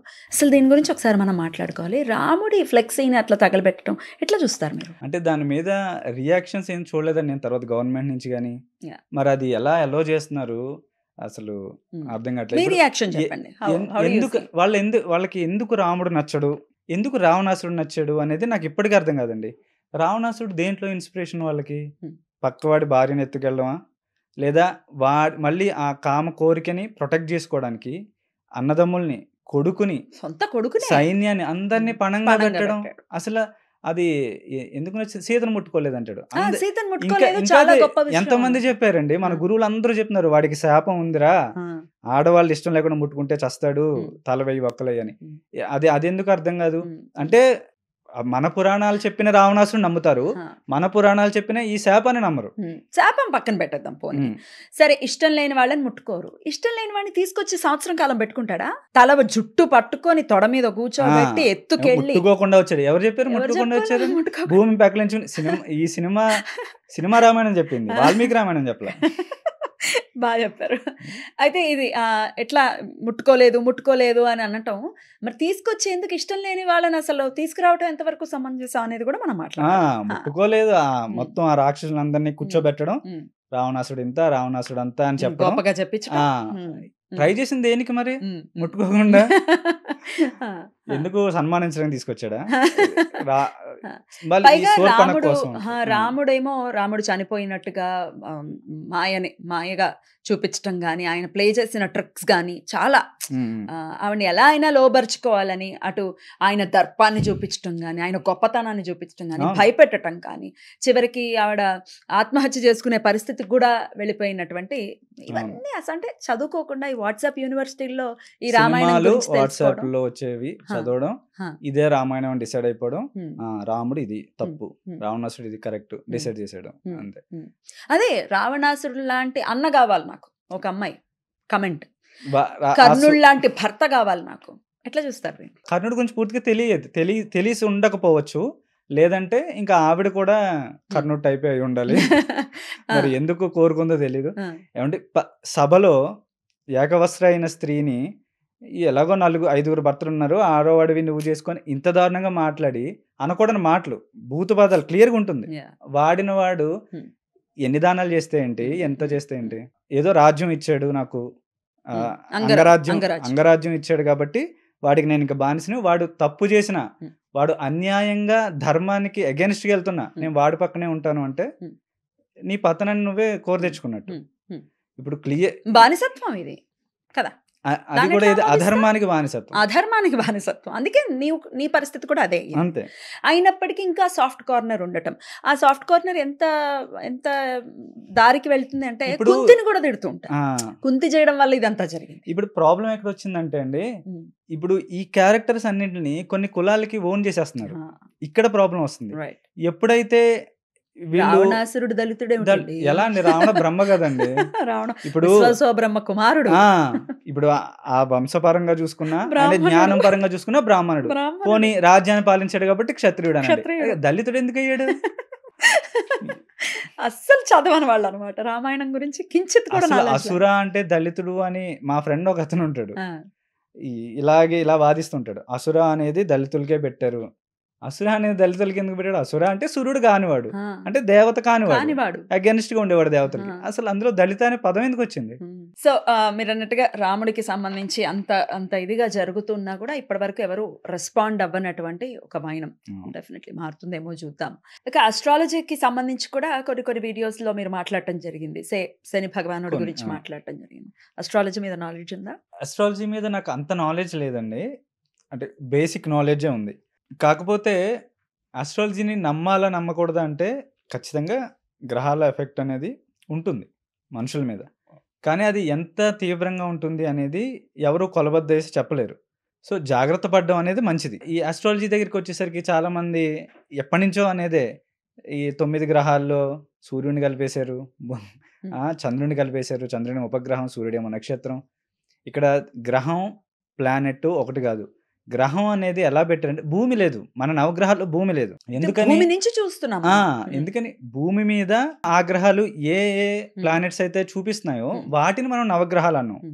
9 అస్ట్రానమికల్ బాడీస్ ఇవి, వాటిని గ్రహాలు అన్నాం. గ్రహాలు అంటే లిటరల్ గా ప్లానెట్ కాదు, నక్షత్రాన్ని చేర్చేశారు, ఏవో చెప్తారు. అస్ట్రాలజీ అనేది చాలా అద్భుతమైన శాస్త్రం. అది వేదాంతం. అది ఎంతవరకు అంటే మనం జాగ్రత్త పడడానికి. ఇప్పుడు మేబీ అది ఎగ్జాక్ట్గా నా ఇంటర్ప్రిటేషను, అది నేను ఇప్పుడు హిందుత్వానికి రుద్దట్లేదు, కానీ ఇది అస్ట్రాలజీ అనేది మనం జాగ్రత్త పడడానికి. ఇప్పుడు ఫర్ ఎగ్జాంపుల్ అస్ట్రాలజీ ఏం చెప్తుందంటే, ఇప్పుడు మనం ఇంటి బయట కూర్చున్నాం, తూర్పు నుంచి ఎండ వస్తుంది. సో 11ంటికి మా ఇంటి గుమ్మం మీద కూర్చుంటే నా మీద ఎండ పడుతుంది కరెక్ట్గా 11ంటికి. ఎదురుగా ఉన్న చెట్లు ఏవో వాటికన్నా హైట్కి లేస్తాడు సూర్యుడు, నా మీద పడుతుంది. అది జాతకం అనేది అస్ట్రాలజీ అని చెప్తుంది. కానీ ఇది ఒక్కొక్కడికి మరి వీడు ఇందులోనే పుట్టాడు, వాడికి ఎందుకు అవ్వలేదు, వీడికి ఎందుకు అవ్వలేదు అంటే వాళ్ళ విల్ పవర్ అనేది దాన్ని అధిగమించవచ్చు. సంకల్ప బలం. ఎందుకంటే ఇది ఎవరి గురించి అంటే మన జీవితాన్ని మనం న్యాచురల్గా గడుపుతూ ఈ గ్రహాల యొక్క మూమెంట్కి ఇన్ఫ్లుయెన్స్ అవ్వబడుతున్నప్పుడు ఇది జరుగుతుంది. లేదు నీ విల్ స్ట్రాంగ్గా ఉంది, నాకు ఇవాళ ఎండబడకుండా నేను అనుకోవాలి అంటే నువ్వు మేబీ గొడుగు పెట్టుకుంటావేమో ఆ టైంకి. సో ఆ గొడుగు ప్రొటెక్షన్ అనేది దైవారాధన వల్ల వస్తుందేమో, లేదా నీ విల్ పవర్ వల్ల వస్తుందేమో. సో ఖచ్చితంగా అయిపోతుంది, అందరికీ ఇదే అవుతుంది, ఈ నక్షత్రంలో పుట్టిన వాళ్ళందరికీ ఇది అవ్వచ్చు, న్యాచురల్గా ఇది అవ్వచ్చు. నీ విల్ ఉండి నీ శక్తి వంచన లేకుండా నువ్వు పని చేస్తే మేబీ దాన్ని అధిగమించవచ్చు కూడా. సో అది నా personal interpretation. End of the day సంకల్పం మ్యాటర్స్. అయితే హిందుత్వానికి జ్యోతిష్యం రుద్దటం అనే పాయింట్ మీద ఒకవేళ నేను కాంట్రడిక్ట్ చేయాలనుకుంటే, అంటే వెస్ట్రన్ కంట్రీస్ లో అస్ట్రాలజీ లేదని అన్ని దేశాల్లో ఫాలో చేస్తారు. చైనీస్ అస్ట్రాలజీ అంటారు, జపనీస్ అస్ట్రాలజీ అంటారు. అసలు చైనీలో ఎంతలా నమ్ముతారు, ఎంత అది కమ్యూనిస్ట్ దేశం అయినా కూడా వాళ్ళు నమ్మేటటువంటి విధి విధానం నెక్స్ట్ లెవెల్, అసలు నెక్స్ట్ లెవెల్లో నమ్ముతారు. ఈజిప్ట్ నుంచి మొదలైంది అసలు అస్ట్రాలజీ అనేది కూడా. సో డెఫినెట్గా అందరూ నమ్ముతారు, అన్ని రకరకాల కోణాల్లో నమ్ముతారు. ఎందుకంటే ఇప్పుడు ఏది మనిషి కష్టపడితే చాలు ఏదైనా సాధించవచ్చు, ఇవేం అవసరం లేదంటే ఒక్క కష్టం సరిపోతుంది. ఇప్పుడు భగవద్గీతలో ఆ లాస్ట్ ఒక శ్లోకం ఉంటుంది, కర్మణ్యేవాధికారస్తే మా ఫలేషు కదాచన మా కర్మ ఫల హేతుర్భు మాతే సంగోస్త్వ కర్మణి. అంటే ఇప్పుడు మన పని మనం చెయ్యాలి, ఫలితం ఆశించకూడదు అంటారు. అది ఫలితం ఆశించకపోవడం కాదు, వచ్చిన ఫలితానికి మనమే కారణం అనుకోకూడదు. ఎందుకంటే ఇప్పుడు నేను ఇప్పుడు యూనివర్సిటీలో ఇప్పుడు ఏదో ఎగ్జామ్లో ఫస్ట్ వచ్చానండి, అది నేను కేవలం పగలు రాత్రి చదవడం వల్లే అయిపోదు. నేను ఆ ఎగ్జామ్ రాసే ముందు రోజో ఆ కొన్ని రోజుల్లో మా ఇంట్లో పరిస్థితులు బాగుండాలి, నేను బాగా చదువుకోగలగాలి, నేను ఎక్కిన బస్సు టైంకి వెళ్ళాలి ఎగ్జామ్కి, నేను రాయగలగాలి ఆ టైంలో, నాకు డీవియేషన్ లేకుండా మూడ్ బాగుండి. సో చాలా ఎక్స్టర్నల్ ఫ్యాక్టర్స్ కర్ణుడు మర్చిపోయినట్టు మనం మర్చిపోకుండా ఉండాలి. చాలా ఎక్స్టర్నల్ ఫ్యాక్టర్స్ పనిచేస్తాయి ప్రతి వాడి సక్సెస్ లో. సో ఇది నా వల్లే వచ్చింది అనుకోవడం మూర్ఖత్వం. టార్గెట్ పెట్టుకోవడం తప్పు కాదు, ఈ ఫలితం సాధించాలి, అసలు ఏ ఫలితం టార్గెట్ లేకుండా పనిచేయమని కాదు. చాలా మంది అంటారు అసలు ఫలితం ఆశించకుండా వర్క్ చేయి, ఫలితం నీ వల్లే వస్తుంది అని గర్వపడకుండా ఏమొచ్చినా పర్వాలేదు అనుకుని పని చేయి, అంతేగాని అసలు దాని టార్గెటే లేకుండా ఎలా పని చేస్తాం అంటుంటారు. సో ఇవన్నీ కూడా ఎక్స్టర్నల్ ఫ్యాక్టర్స్. సో ఇది కూడా ఆస్ట్రాలజీకి లింక్డే, ఏవేవో ఫ్యాక్టర్స్ మన ఇన్ఫ్లుయెన్స్ చేస్తాయి. సో అవన్నీ ప్రాపర్ గా అయ్యి అప్పుడు మనకి రిజల్ట్ వస్తుంది. సో అది మనొక్కళ్ళ ఫలితం కాదు. ఇక మీరు చేసినటువంటి వీడియోస్ లో ఒక వీడియో డెఫినెట్ గా చాలా చాలా కనెక్ట్ అయినటువంటి వీడియో, కృష్ణాయ వాసుదేవాయ హరయే పరమాత్మని అనే శ్లోకం. అది వింటూ ఉంటే ఆ వైబ్రేషన్ ఎవరికి వారు అనుభవపూర్వకంగా తెలుసుకునేటటువంటి ఒక విధానం కదండి. ఎప్పుడు లోగా అనిపించిన ఈవెన్ నేను కూడా అది వినటం, స్వాంతన పొందటం అనేది జరుగుతూ ఉంటుంది. చాలా చక్కటి వివరణ ఇచ్చారు, దాని గురించి ఒకసారి చెప్తారా? ఆ శ్లోకం ఏం చెప్తుందంటే అండి, కష్టాల నుండి బయటపడేసేవాడు కృష్ణుడు అని. ఎప్పుడైతే మనం లోగా ఫీల్ అవుతామో ఆ కృష్ణ నామం అనేది పాజిటివిటీ నింపుతుంది. ఎందుకు నింపుతుంది అంటే యాక్చువల్గా కృష్ణుడు ఎవరు? కృష్ణం వందే జగద్గురు. గురువయ్యి అర్జునుడిని అడ్డు పెట్టుకుని మనందరికీ భగవద్గీత ఇచ్చిన మహానుభావుడు. అవును. భగవద్గీత ఆ వేద ఉపనిషత్తుల సారమంతా మనకు ఆ భగవద్గీతలో 700 ఇచ్చేసాడు. శ్లోకాల్లోనే ఉంటాయి. సో అంత గొప్ప జ్ఞానం ఇచ్చాడు. ఇప్పుడు గురువు అనేవాడు ఏం చేస్తాడు? చీకటిని తొలగిస్తాడు. చీకటి అంటే అజ్ఞానం. ఎప్పుడైతే మనకి అజ్ఞానం పోయిందో భయాలు పోతాయి. భయాలు పోయినప్పుడు కష్టాన్ని ఎదుర్కొనే ధైర్యం వస్తుంది కదా. కరెక్ట్. సో అది ఇచ్చే ఆ లైన్లో Hmm. నాకు అదంతా గుర్తొస్తుంది. Hmm. అది చదువుతున్నప్పుడు అసలు కృష్ణుడు గురువుగా ఉండి మనకి ఇచ్చిన భగవద్గీత అది చదవడం వల్ల మనకు వచ్చిన ధైర్యం లేదా నాలెడ్జ్, భయాలు పోవడం ఇవన్నీ అనిపిస్తాయి నాకు. అందుకే ఆ శ్లోకం చాలా పర్టికులర్గా చక్కగా చెప్పాను. తెలియజేశారు. అంటే ఒక కోతి పడి ఉంటే దాన్ని ఆ మంత్రం చదవటం ద్వారా దానికి హెల్ప్ అయింది అన్న వివరణ ఇస్తూ ఈ మంత్రాన్ని మీరు కోట్ చేస్తూ చెప్పిన అవునవును. విధానం అవును. చాలా చక్కగా ఉంది. కృష్ణాయ వాసుదేవాయ చాలా మంది ఇన్స్టాగ్రామ్ లో అయితే ఈ వీడియో కొన్ని కోట్ల మంది చూసారంటలో చూసారు. అతిశయోక్తి లేదు. అవునవును. చాలా చక్కగా ఇప్పటికీ దాన్ని అట్లా ప్లే చేస్తూ ఉంటారు. ఇప్పటికీ తెలియని వాళ్ళు తెలుసుకుంటే డెఫినెట్గా ఎటువంటి అంటే కష్టం బాధ అన్నిటినీ కూడా కష్టం నుంచి బాధ నుంచి కూడా బయట పడేస్తుందా ఈ మంత్రం? దేవుడు అనేవాడిని మనం రీచ్ అయ్యేది మంత్రం ద్వారా. ఆ మంత్రం దైవ స్వరూపం. Hmm. మంత్రం కానీ ఇది శ్లోకం అయినా ఆ పర్టికులర్ శ్లోకానికి మన ఋషులు కానీ మన మన గురువులు ఆచార్యులు రాసిన వాళ్ళు అందులో సొల్యూషన్ని అరేంజ్ చేసి పెట్టారు. అదొక కోడ్ అది. ఇప్పుడు ప్రింట్ ఎఫ్ కొట్టి ఏది ప్రింట్ చేస్తే అది ఎలా వస్తుందో కంప్యూటర్లో ఆ మంత్రానికి కూడా ఆ పవర్ ఉంటుంది. రైట్. నువ్వు నమ్మి పూర్తిగా చదివితే అది వర్క్ అవుతుంది. పక్కా వర్క్ అవుతుంది. చదువుకోవాలంతే. ఆ, మీరైతే మీ దినచర్య ఏమిటి? ఎట్లా మీరు సంధ్యాది వందనాలు ఇవన్నీ ఉంటాయా? చాలా మంచిది అడిగారు. చిన్నప్పుడు బాగా చేసేవాడిని సంధ్యావందనం. అంటే ఉపనయనం నాకు చిన్న వయసులోనే అయిపోయింది. చిన్న వయసులోనే అవ్వాలి. అవ్వాలి కూడా. నా అదృష్టం కొద్దీ అయింది. సంతోషం. మీ నాన్నగారి మా నాన్నగారి ఆ, దయ, ఆ, ఆయన ఆయనకు పుట్టిన సంకల్పం. ధర్మం పట్ల అంత చక్కగా ఉన్నారు. ఇప్పుడు ఇవాళ రేపు చూస్తూ ఉంటే ఈ అది పెళ్లికి ఏంటంటే, ముందు స్నాతకానికి ముందు ఉపనయనం ఏమిట్రా? అంటే అదొకటి సరే, అదొకటి ఈ పరిస్థితులు అనుకూలించక అదొకటి చేస్తారు. ఉండిపోయింది. ఇంకా తప్పదన్నట్టు పెళ్లికి అడ్డుగా ఉండిపోయింది, అది చెయ్యాలి కదా అన్నట్టు చేసుకుంటున్నారు. సరే, పరిస్థితులు అనుకూలించక చేయకపోతే ఒకవేళ మనం వాళ్ళని ఏం అనలేం కదా. అట్లీస్ట్ ఇప్పటి పేరెంట్స్ అయినా దాన్ని 8వ ఏట ఖచ్చితంగా ఉపనయనం చేయడం ముద్దుగా ఉంటుంది చిన్నపిల్లలకి చేయడం. చెప్పండి. నాకు ఉపనయనమైన కొత్తలో మా పెద్దనాన్న గారు నేర్పారు. నాకు కూర్చోబెట్టి చెప్పేవారు. మా అన్నయ్యకి నాకు సంధ్యావందనం ఆయన చెప్పేవారు, నేను చేసేవాడిని. తర్వాత నాకు నచ్చింది. అప్పుడు ఏంటో బాగుంది, చాలా రోజులు చేశా. ఎప్పుడైతే ఇంక ఈ 10th ఈ ఈ చదువు అనేది డామినేట్ చేసిందో తగ్గించేసా. తర్వాత ఈ ఇంటర్ బీటెక్లో చాలా తక్కువ, ఎప్పుడో గుర్తున్నప్పుడు ఒక్కొక్కసారి. తర్వాత ఇప్పుడు మళ్ళీ స్టార్ట్ చేస్తున్నా. ఎప్పుడు టైం దొరికినా యాక్చువల్గా ప్రతిరోజు చెయ్యాలి. టైం దొరకకపోవడం అనేది ఉండదు. బట్ స్టిల్ నేను ఇంకా ఇవాల్వ్ అవ్వాలి. సో చేస్తున్నా కుదిరినప్పుడల్లా. నాకేంటంటే నా పాలసీ ఖచ్చితంగా చెయ్యాలి అని చెప్పి హడావిడిగా ఇలా అర్ఘ్యం వదిలేసి ఇలా దండం పెట్టుకుని వెళ్ళిపోతే అది సరే శనివారము ఎప్పుడైనా మనం కుదిరినప్పుడు ప్రశాంతంగా చేద్దాం అని అనుకుంటూ చేస్తున్నా.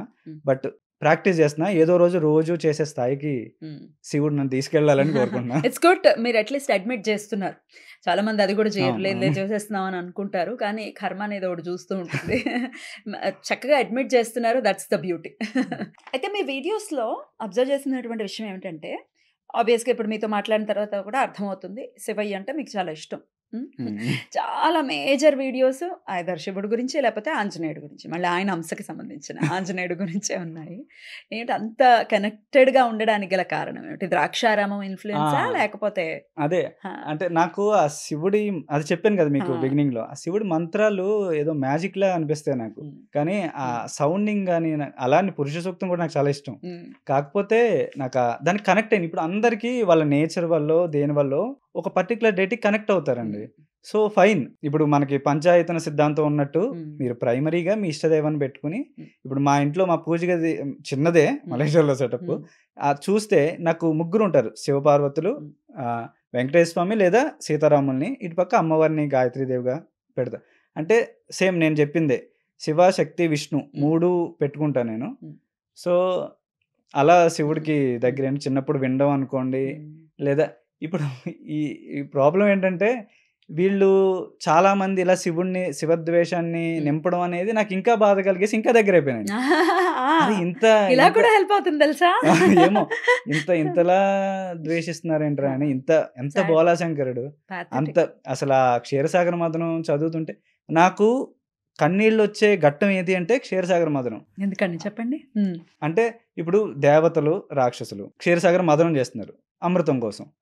ఇందులో శివుడు ఇన్వాల్వ్మెంట్ లేదు, శివుడికి అవసరం లేదు, అసలు సంబంధమే లేదు. ఇలా ఆయన అక్కడ తపస్సు శివుడిని అసలు పిలవలేదు. పిలవలేదు, తపస్సు వాళ్ళ చేసుకుంటున్నాడు. పనులు ఉన్నారు. విషయం వచ్చేసరికి అందరూ పరిగెట్టారు. అరే నాకు చెప్పారా మీరు, నాకు చెప్పలే, నాకు సంబంధం లేదు, అమృతం వచ్చినా నాకు ఇస్తారో లేదో తెలియదు, మీరు చేసుకుంటున్నారు. కానీ విషయం వచ్చేసరికి మాత్రం నా దగ్గర పరిగెట్టారని అనలేదు ఆయన. ఆయన నడుచుకుంటూ వెళ్ళి ఆ విషయాన్ని గొంతులో పెట్టుకున్నారు. ఈవిడ ఇంకా అమ్మవారు అయితే ఇంకా ఆవిడ కాన్ఫిడెన్స్ ఆవిడ గొంతు దిక్కుండా ఆయన లోపల ఉన్న జగాలు కాలిపోకుండా చేయడ్డు పెడుతుంది. అసలు జగత పితరో వందే పార్వతీ పరమేశ్వరో అంటే తండ్రి అంటే తండ్రి, తల్లి అంటే తల్లి. అంతే. ఎవరైనా ఏమంటే ఇంత విషయం ఇస్తామండి కాస్త తాగి పెట్టండి అని ఎవడైనా అంటే ఒప్పుకుంటారా? అదే కింద నుంచి మీద ఎవడరా నువ్వు పిచ్చి ఒక 5 నిమిషాలు ట్రాన్స్ఫర్కి వెళ్ళిపోతాను నేను అది విన్నప్పుడల్లా. అవును అవును. అదే కాదండి, ఎవరైనా నెత్తి మీద నీళ్ళు వస్తామంటే ఊరుకుంటారండి? గంగమ్మని పట్టింది ఆయన భూమిని. నాకు చాలా విచిత్రంగా అనిపిస్తుంది శివకేశవుల గురించి. ఇంకొకటి ఒక పర్టికులర్ వీడియో చూసానండి నేను, ఎవరో ఒక ఆవిడ చేసింది. ఆవిడ పాజిటివ్ గానే చెప్తూ విష్ణువు పాదం నుండి పుట్టిన గంగ శివుడిని నెత్తి మీద పెట్టుకుంటాడు, సో విష్ణువు మరి గొప్ప కదా అన్నట్టు ఇండైరెక్ట్ గా వచ్చేలా చెప్పాడు. అస్సలు అర్థం ఏమన్నా ఉందా? దాని పుట్టుక జరిగింది వేరు, ఇక్కడ భూమి మీద పడుతున్నప్పుడు ఈయన తల జటాజూటాల్లో పట్టి అడ్డు పెట్టింది వేరు. ఇప్పుడు అలా అనుకుంటే ఇప్పుడు శివుడి కాలికి ఆదిశేషు అందె కింద ఉంటాడు తెలుసు కదా, అలాంటి ఆదిశేషు మీద విష్ణు పడుకుంటాడు. అలా అని శివుడు పాదాల దగ్గర ఉన్న ఆదిశేషు మీద విష్ణు పడుకున్నాడా? ఆ సందర్భాలు వేరు, ఆ సమయాలు వేరు. ఆదిశేషు ముచ్చటపడి ఆయన పట్టుకున్నాడు, అలా అని అక్కడ ఆ పాదం మీద ఉన్న ఆదిశేషు మీద విష్ణువు పడుకోలేదు. అనంత విశ్వంలో క్షీరసాగరంలో ఉన్న ఆదిశేషు మీద పడుకున్నారు. సో ఇలాంటివి తీసుకొచ్చి అర్థం లేని కన్ఫ్యూజన్. అట్లా మాట్లాడాలి అనుకుంటే టాలెంట్ మీ ఒక్కరి సొత్తే కాదు, ఎవరైనా మాట్లాడగలరు. విష్ణువు భూమిని పట్టుకుని వెకిలించి అంటే వరాహస్వామి రూపంగా ఆయన బయటికి తీసుకొస్తే మళ్ళీ భూమి మునిగిపోకుండా శివుడు కాపాడాడు తన జటాజూటంలో. ఆ శక్తిమంతుడు ఆయన. సో ఇద్దరికి ఎటువంటి తేడా లేదు, మారాలి. ఇంకా చిన్న స్థాయిలో ఉన్నారు పాపం, ఎదగాలి.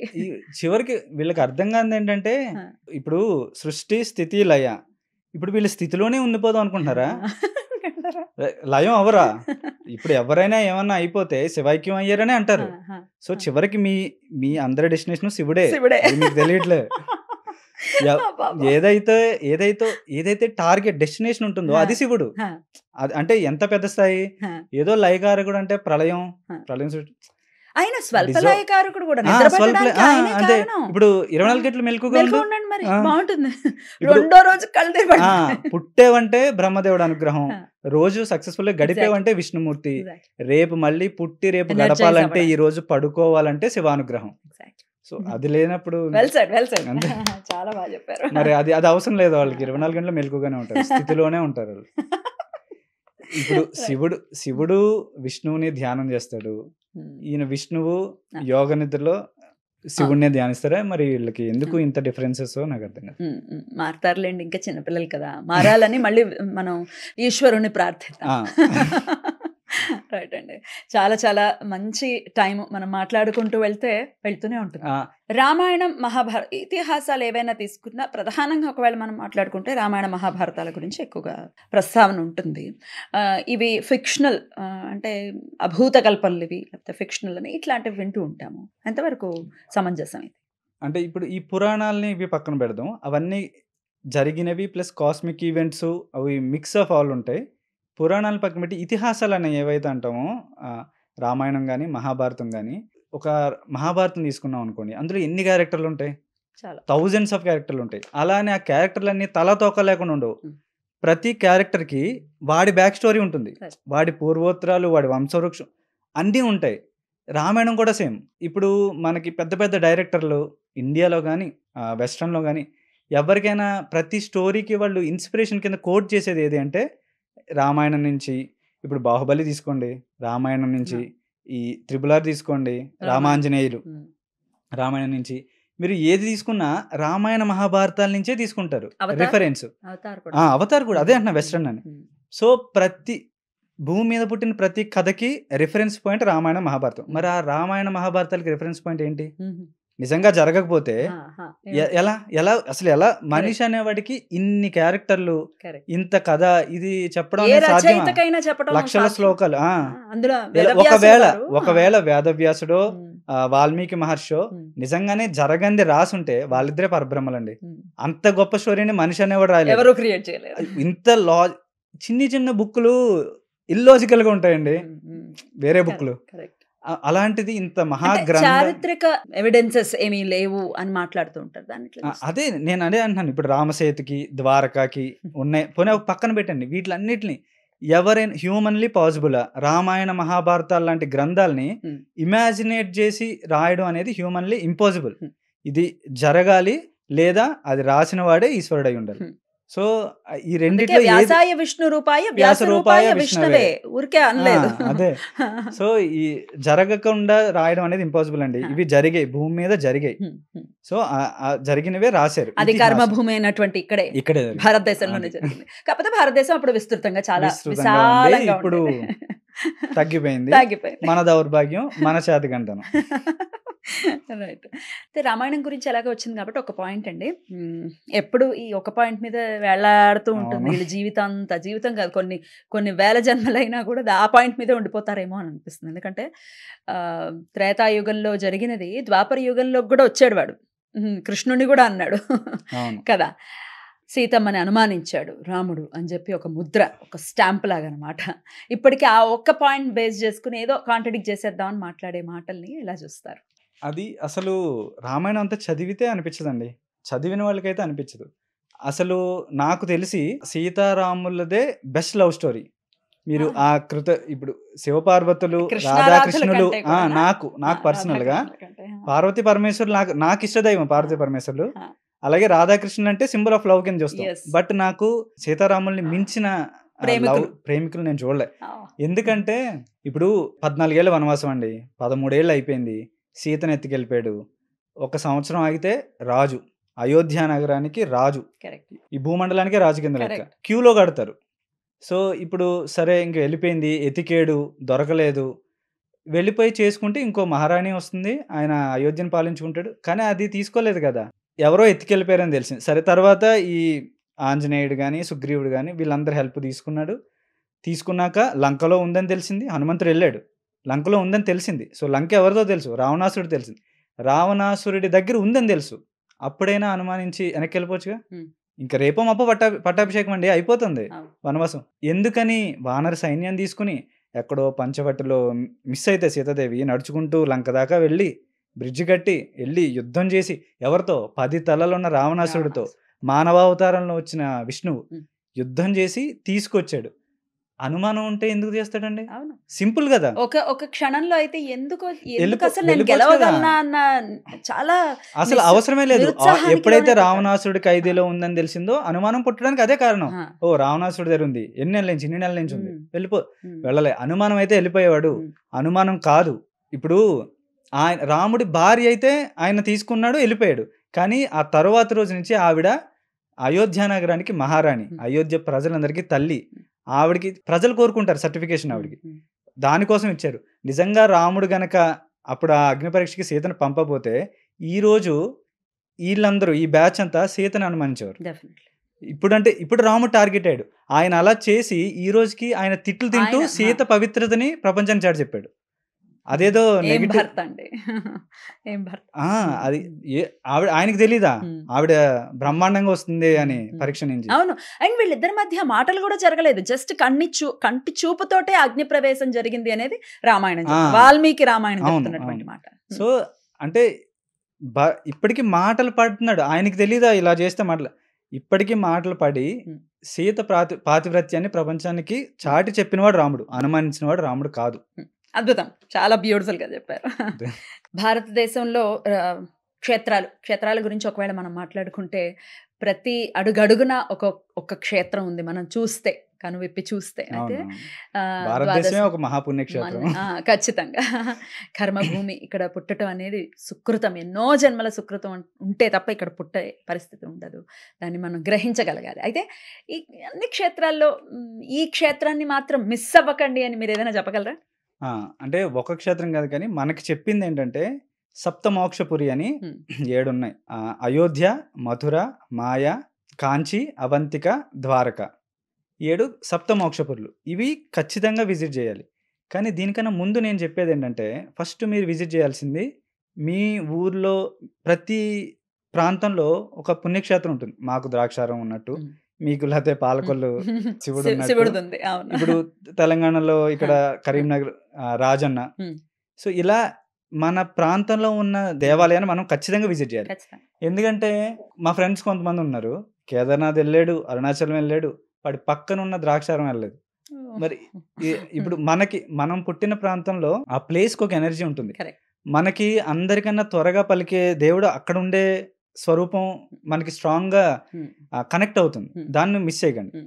ఆ తర్వాత నేను చెప్పిన ఈ సప్తమోక్షపురులు Hmm. ఇవి ఎందుకంటే అయోధ్య అంటే రామ జన్మభూమి, మథుర అంటే శ్రీకృష్ణ జన్మభూమి, ఇంకా కాశీ అంటే సాక్షాత్తు పరమేశ్వరుడు పాదం మోపిన, పైగా సృష్టి ప్రళయంలో అంత జలమయం అయిపోయినా కాశీ ఆ ఉంటుంది. కాశీ ఒక్కటే ఆయన త్రిశూలంపై నిలబడి ఉంటుంది. తర్వాత ఆ కాంచీపురం అమ్మవారిది, అవంతిక అంటే ఉజ్జయిన్, మధ్యలో మాయ అంటే హరిద్వార్, ఇక్కడ కుంభమేళాలో జరుగుతుంది. తర్వాత ద్వారక శ్రీకృష్ణుడు పాలించింది.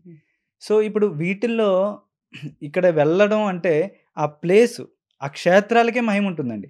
మీరు దర్శనం చేసుకోవడం మెయిన్ కాదు, ఇక్కడ అడుగు డైరెక్ట్గా పెట్టడం. ఫ్లైట్లో ఆ గుడి ముందు దిగి దర్శనం చేసుకుని వెళ్ళిపోవడం కాదు, ఆ క్షేత్రంలో గడపాలి. Hmm.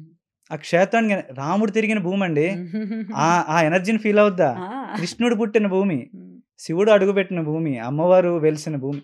సో ఆ క్షేత్రాల్లో గడపడానికి ట్రై చేయండి.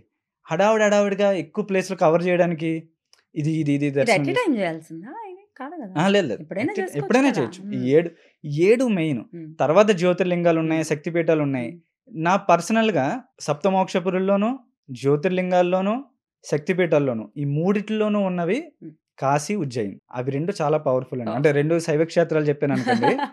అయ్యో, ద్వారకా కూడా ఆ, చెప్పారు. అయోధ్య, మథుర, ద్వారక 3 వైష్ణవ 3 క్షేత్రాలు. వైష్ణవ క్షేత్రాలు సో చెప్పారు. ఇవి చాలా పవర్ఫుల్. కాశీ మళ్ళీ ముసలోళ్ళు అయ్యాకనే వెళ్ళాలని ఏం లేదండి. బ్రతికి ఉన్నప్పుడే బ్రతుకు ఎంత తాత్కాలికమో కరోనా తెలుసుకోవాలి. వచ్చిన తర్వాత ఎగ్జాక్ట్లీ కరోనా వచ్చిన తర్వాత 100% తెలిసింది ఎంత తాత్కాలికమో. ఆ. ఇప్పుడు లివ్ ద మూమెంట్ అంతే, ఇప్పుడు present లో అవును. బ్రతకాలి మనం. రైట్ అండి. అయితే ఈ క్షేత్రాలకు వెళ్ళినప్పుడు డ్రెస్ కోడ్ అనేది ఖచ్చితంగా మెయింటైన్ చేయాలి. చీర కట్టుకోవటం, మగవాళ్ళు అయితే ఒక పంచ కట్టుకోవటం, ఇటువంటివన్నీ పెడుతున్నారు. ఎందుకు ఇది పెట్టాలి, మా స్వేచ్ఛకి అడ్డొస్తోంది అన్న థాట్ ప్రాసెస్ కూడా ఉంటుంది దీని గురించి. స్వేచ్ఛ గుళ్ళోనే వచ్చింది. గుళ్ళోనే వచ్చేసింది. ఇప్పుడు ప్రాబ్లం ఏంటంటే అండి, ఇప్పుడు అసలు వాళ్ళు పెట్టాల్సిన అవసరం రాకూడదు. ఇప్పుడు దేవాలయం, ఇప్పుడు పబ్కి వెళ్ళినప్పుడు చక్కగా డ్రెస్ కోడ్ మెయింటైన్ చేస్తారు. స్విమ్మింగ్ పూల్లో ఈ బట్టలతో దిగుతానంటే తంతాడు. స్విమ్ సూట్ వేసుకోండి, ఆ పర్టికులర్ క్లాతే వేసుకోండి అంటారు. అది పాటిస్తాం. బాలి వెళ్ళానండి నేను. బాలీలో గేట్స్ ఆఫ్ హెవెన్ అని ఒక ప్లేస్ ఉంటుంది. అది బాలీకి ఐకానిక్ ప్లేస్. అది ఏంటో తెలుసా? అది శివాలయం యాక్చువల్గా. అవును, బాలి అంతా హిందువులే. నేను ఒక వీడియో కూడా పెట్టా.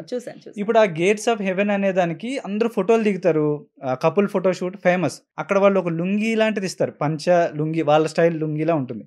అది కట్టుకుని వెళ్ళాలి. మీరు ఎంత ఎక్సలెంట్ కాస్ట్యూమ్, ఎంత మంచి డ్రెస్ సెలెక్ట్ చేసుకుని వెళ్ళినా వాళ్ళు అది కట్టుకుని వెళ్తారు. మీరు బాలీలో ఫోటో షూట్ చేసిన ఎవరైనా చూడండి, ఆ లుంగీతోనే ఉంటాయి. అక్కడ ఎందుకు పాటిస్తున్నారు? వాళ్ళకి అది గుడి అని తెలియక పాటించేస్తున్నారు పొరపాటున. గుడి అని తెలిస్తే అక్కడ కూడా గొడవ పెట్టుకుంటారు. వాళ్ళు గుడి కాబట్టి ఆ నియమం పెట్టారు. మీకు అది టూరిస్ట్ స్పాట్, ఆ బాలీలో ఉన్న వాళ్ళకి అది గుడి, అందుకని ఆ లుంగి ఇచ్చారు. అక్కడ చక్కగా కట్టుకుని ఫోటో షూట్లు దిగుతారు. గుడిలోకి వెళ్ళినప్పుడు పాటించండి అంటే రైట్. ఇప్పుడు కొంచెం యూత్ మారిందిలేండి, ఇది వరకు లాగా లేదు. ఈ నామోషీల నుంచి బయటపడ్డారు. కొంతమంది ఉన్నారండి, వాళ్ళు యాక్చువల్ గా గుడికి రావాలని ఇంటెన్షన్ కాదు. మొన్న రీసెంట్ గా ఒక వీడియో వచ్చింది, అమ్మాయి షార్ట్స్ తో వెళ్తుంది, అడ్డుకున్నందుకు పూజారిని స్టాఫ్ ని తిడుతుంది. షార్ట్స్ తో? షార్ట్స్ అది కూడా ఎందుకు వేసుకున్నారో, ఇంకాస్త ఫ్రీగా హాయిగా ఉంటుందిగా. ఎక్కడ ఫ్రీడమ్ కావాలో మరి. రైట్. ఇప్పుడైతే ఇందాక నేను అన్నట్టుగా యూత్ లో బోల్డంత మార్పు వచ్చిందండి. ఎవరి వల్ల వస్తుంది మార్పు అని అంటే ఎవరికి ఇస్తారు అంటే సనాతన ధర్మానికే దాన్ని అది రివైవ్ చేసుకునే క్వాలిటీ ఉందండి, చేసుకుంటుంది. ఎంత కిందకైనా వెళ్ళిపోనివ్వండి, ఏదో ఒకలా అది రివైవ్ అవుతుంది. లక్కీగా మనకి నేను పర్సనల్గా క్రెడిట్ ఇచ్చేది అయితే మన ప్రవచనకర్తలకే. అసలు ఇప్పుడు సెలబ్రిటీలకి, పొలిటికల్ పార్టీలకి వచ్చే జనాన్ని పుల్ చేయగలిగారంటే, ఇప్పుడు చాగంటికి, మా ఊరు సైడ్ మండపేటలో నేను ఒకసారి ట్రావెల్ చేస్తున్నా, రావులపాలెం నుంచి మా కాకినాడకి వెళ్తుంటే మండపేటలో డైవర్షన్ తీసుకుంటున్నాడు బస్సు. ఏమైందన్న అంటే అక్కడ చాగంటి గారి ప్రవచనాలు అవుతున్నాయన్న రోడ్ బ్లాక్ అయిపోయిందండి. అంటే నాకు అమేజింగ్ సాటిస్ఫాక్షన్ వచ్చింది. ఒక హీరో వచ్చాడు, ఆయన చెప్పేవి అంటే చాలా మంది ఆయన చెప్పేది అర్థం కాదు అనుకుంటారు. అర్థం కాకుండా అంతమంది ఎందుకు వస్తారు? అంతమంది ఎందుకు వస్తారు? అర్థం కాకపోవడమా? ఎంత సరళీకృతంగా చెప్పడంలో ఆయన దిట్ట. నంబర్ 1 ప్లేస్ ఆయనకే ఇవ్వాలి. డైరెక్షన్ తీసుకుంటుంటే బస్సు ఆహా చాలు మారుతోంది అనుకున్నా. వాళ్ళదే అండి క్రెడిట్ ఫుల్ గా. ఇప్పుడు అరుణాచలం కిక్కిరిసిపోయిందన్న, కాశీలో అంతమంది తెలుగు వాళ్ళు ఉన్నారన్న, చాగంటి వారికి మొదటి స్థానం ఇవ్వచ్చు. దట్ నోట్ నాకు స్వానుభవం ఉంది. చాగంటి వారు చెప్పారని చెప్పి ఈ తమిళులు కొంతమంది పడి ఏడుస్తున్నారు. మీరు చెప్పటం వల్ల చాలా ప్రశాంతంగా ఉన్నటువంటి క్షేత్రం ఫుల్ అసలు జనాలు వచ్చేస్తున్నారు అని చెప్పి పాపం ఏడుస్తున్నారు. అప్పుడు నేను అన్నది ఏంటంటే, శివయ్య మీకు ఒక్కడికే కావాలా, మాకు అక్కర్లేదా అని నేను అడిగాను. అది అందులో కొంతమంది అది కావాలని చేస్తున్నదండి. వాళ్ళు నిజంగా హ్యాపీగా ఉంటారండి. ఎందుకు హ్యాపీగా ఉండరు? ఇప్పుడు రోజుకి 100 కొబ్బరికాయలు సేల్ అయ్యే ఒక షాప్ లో 1000 అవుతున్నాయి. అసలు లక్షలు, కార్తీక పౌర్ణిమలు వస్తుంటే లక్షల మంది వెళ్తున్నారు. మొత్తం ఎకానమీ రివైవ్ అయిపోయింది కదా అరుణాచల్. అంది పెద్ద పెద్ద రోడ్లు పడుతున్నాయి, ఇప్పుడు గుళ్ళో ఫెసిలిటీస్ పెరుగుతున్నాయి. ఇవన్నీ పక్కన పెట్టేస్తే స్వామితో ఆయన వాళ్ళు కనెక్ట్ అవుతున్నారు. ఆ మరకత మణి, ఆ కొండంతా కూడా ఆయనతో కనెక్ట్ అవుతున్నారు. Be happy for that. ఇప్పుడు చాలా మంది మిగతా వాటికి వెళ్ళొచ్చు కదా, వేరే టెంపుల్స్ కూడా వెళ్ళచ్చు కదా, అక్కడికి వెళ్ళాలి కదా అంటే అందులో అట్రాక్షన్ ఉందండి ఏదో. ఇప్పుడు ఆయనే అన్నారు చాగంటి గారు, నేను శ్రీశైలం గురించి చెప్పా, ద్రాక్షారం గురించి చెప్పా, అరుణాచలం గురించి చెప్పా, కానీ అరుణాచలానికి ఎందుకు వెళ్తున్నారు అంటే దానిలో ఏదో అట్రాక్షన్. ఇవే అది జస్ట్ పంచభూతలింగమే అంటారు. పంచభూతలింగమే కాదు, అగ్నిలింగం అంటే ఏంటి? శివుడు ఆపాతాళ నభస్థలాంత భువన బ్రహ్మాండమా విస్ఫుర జ్యోతిస్పాటిక లింగమౌళి విలసత్ పూర్ణేందు వాంతామృతే అంటారు. అంటే ఫస్ట్ శివుడు ఉద్భవించింది జ్యోతిర్లింగంలో, స్ఫటికలింగంలో ఉద్భవించాడు. అది అక్కడే. ఆ జ్యోతిర్లింగం నుంచి క్రియేట్ అయినవి ఈ జ్యోతిర్లింగాలన్నీ. మరి జ్యోతిర్లింగాలకే బేస్ కదా అది. అందుకని అది న్యాచురల్ గానే ఉంటుందండి అట్రాక్షన్. ఎవరు చెప్పినా చెప్పకపోయినా క్రెడిట్ చాగంటి గారిదే, కానీ ఆ అట్రాక్షన్ అనేది ఆ క్షేత్రంలో ఉంది. అది డెఫినెట్గా ఇప్పటికీ వెళ్ళలేని వాళ్ళు ఖచ్చితంగా వెళ్ళండి. ఈ సందర్భంగా మేము కూడా చెప్తున్నాం, ఖచ్చితంగా వెళ్ళండి. అప్పటి వరకు జీవితం ఒకటి, దాని తర్వాత జీవితం ఒకటే అవ్వటం ఖాయం. రైట్ అండి, చాలా చాలా సంతోషం మిమ్మల్ని కలవటం. నాకు చాలా చాలా సంతోషాన్ని ఇచ్చింది. బోల్డ్ అని విషయాలు చక్కగా చిన్న వయసులోనే తెలుసుకోవటం, తెలుసుకున్నట్టే కాకుండా చాలా చాలా కొన్ని విషయాలండి నేను తెలుసుకున్నా. బోల్డ్ అంత వయసు ఉంది కదా, నేర్చుకుంటారు, ఇంకా చెప్తారు. ఇంకా చాలా చాలా సంతోషం. ధార్మికంగా జీవితం వెళ్తోంది, ఇలాగే మీ జీవితం వెళ్ళాలి అని మనస్ఫూర్తిగా కోరుకుంటూ thank you so very much for your time. మీకు స్పెషల్ థ్యాంక్స్ అండి. టెన్షన్ పడ్డా, ఏదో ఫ్రీగా ఫ్రెండ్ తో మాట్లాడినట్టు మాట్లాడేశాను. కూల్ గా వెళ్ళింది కదా.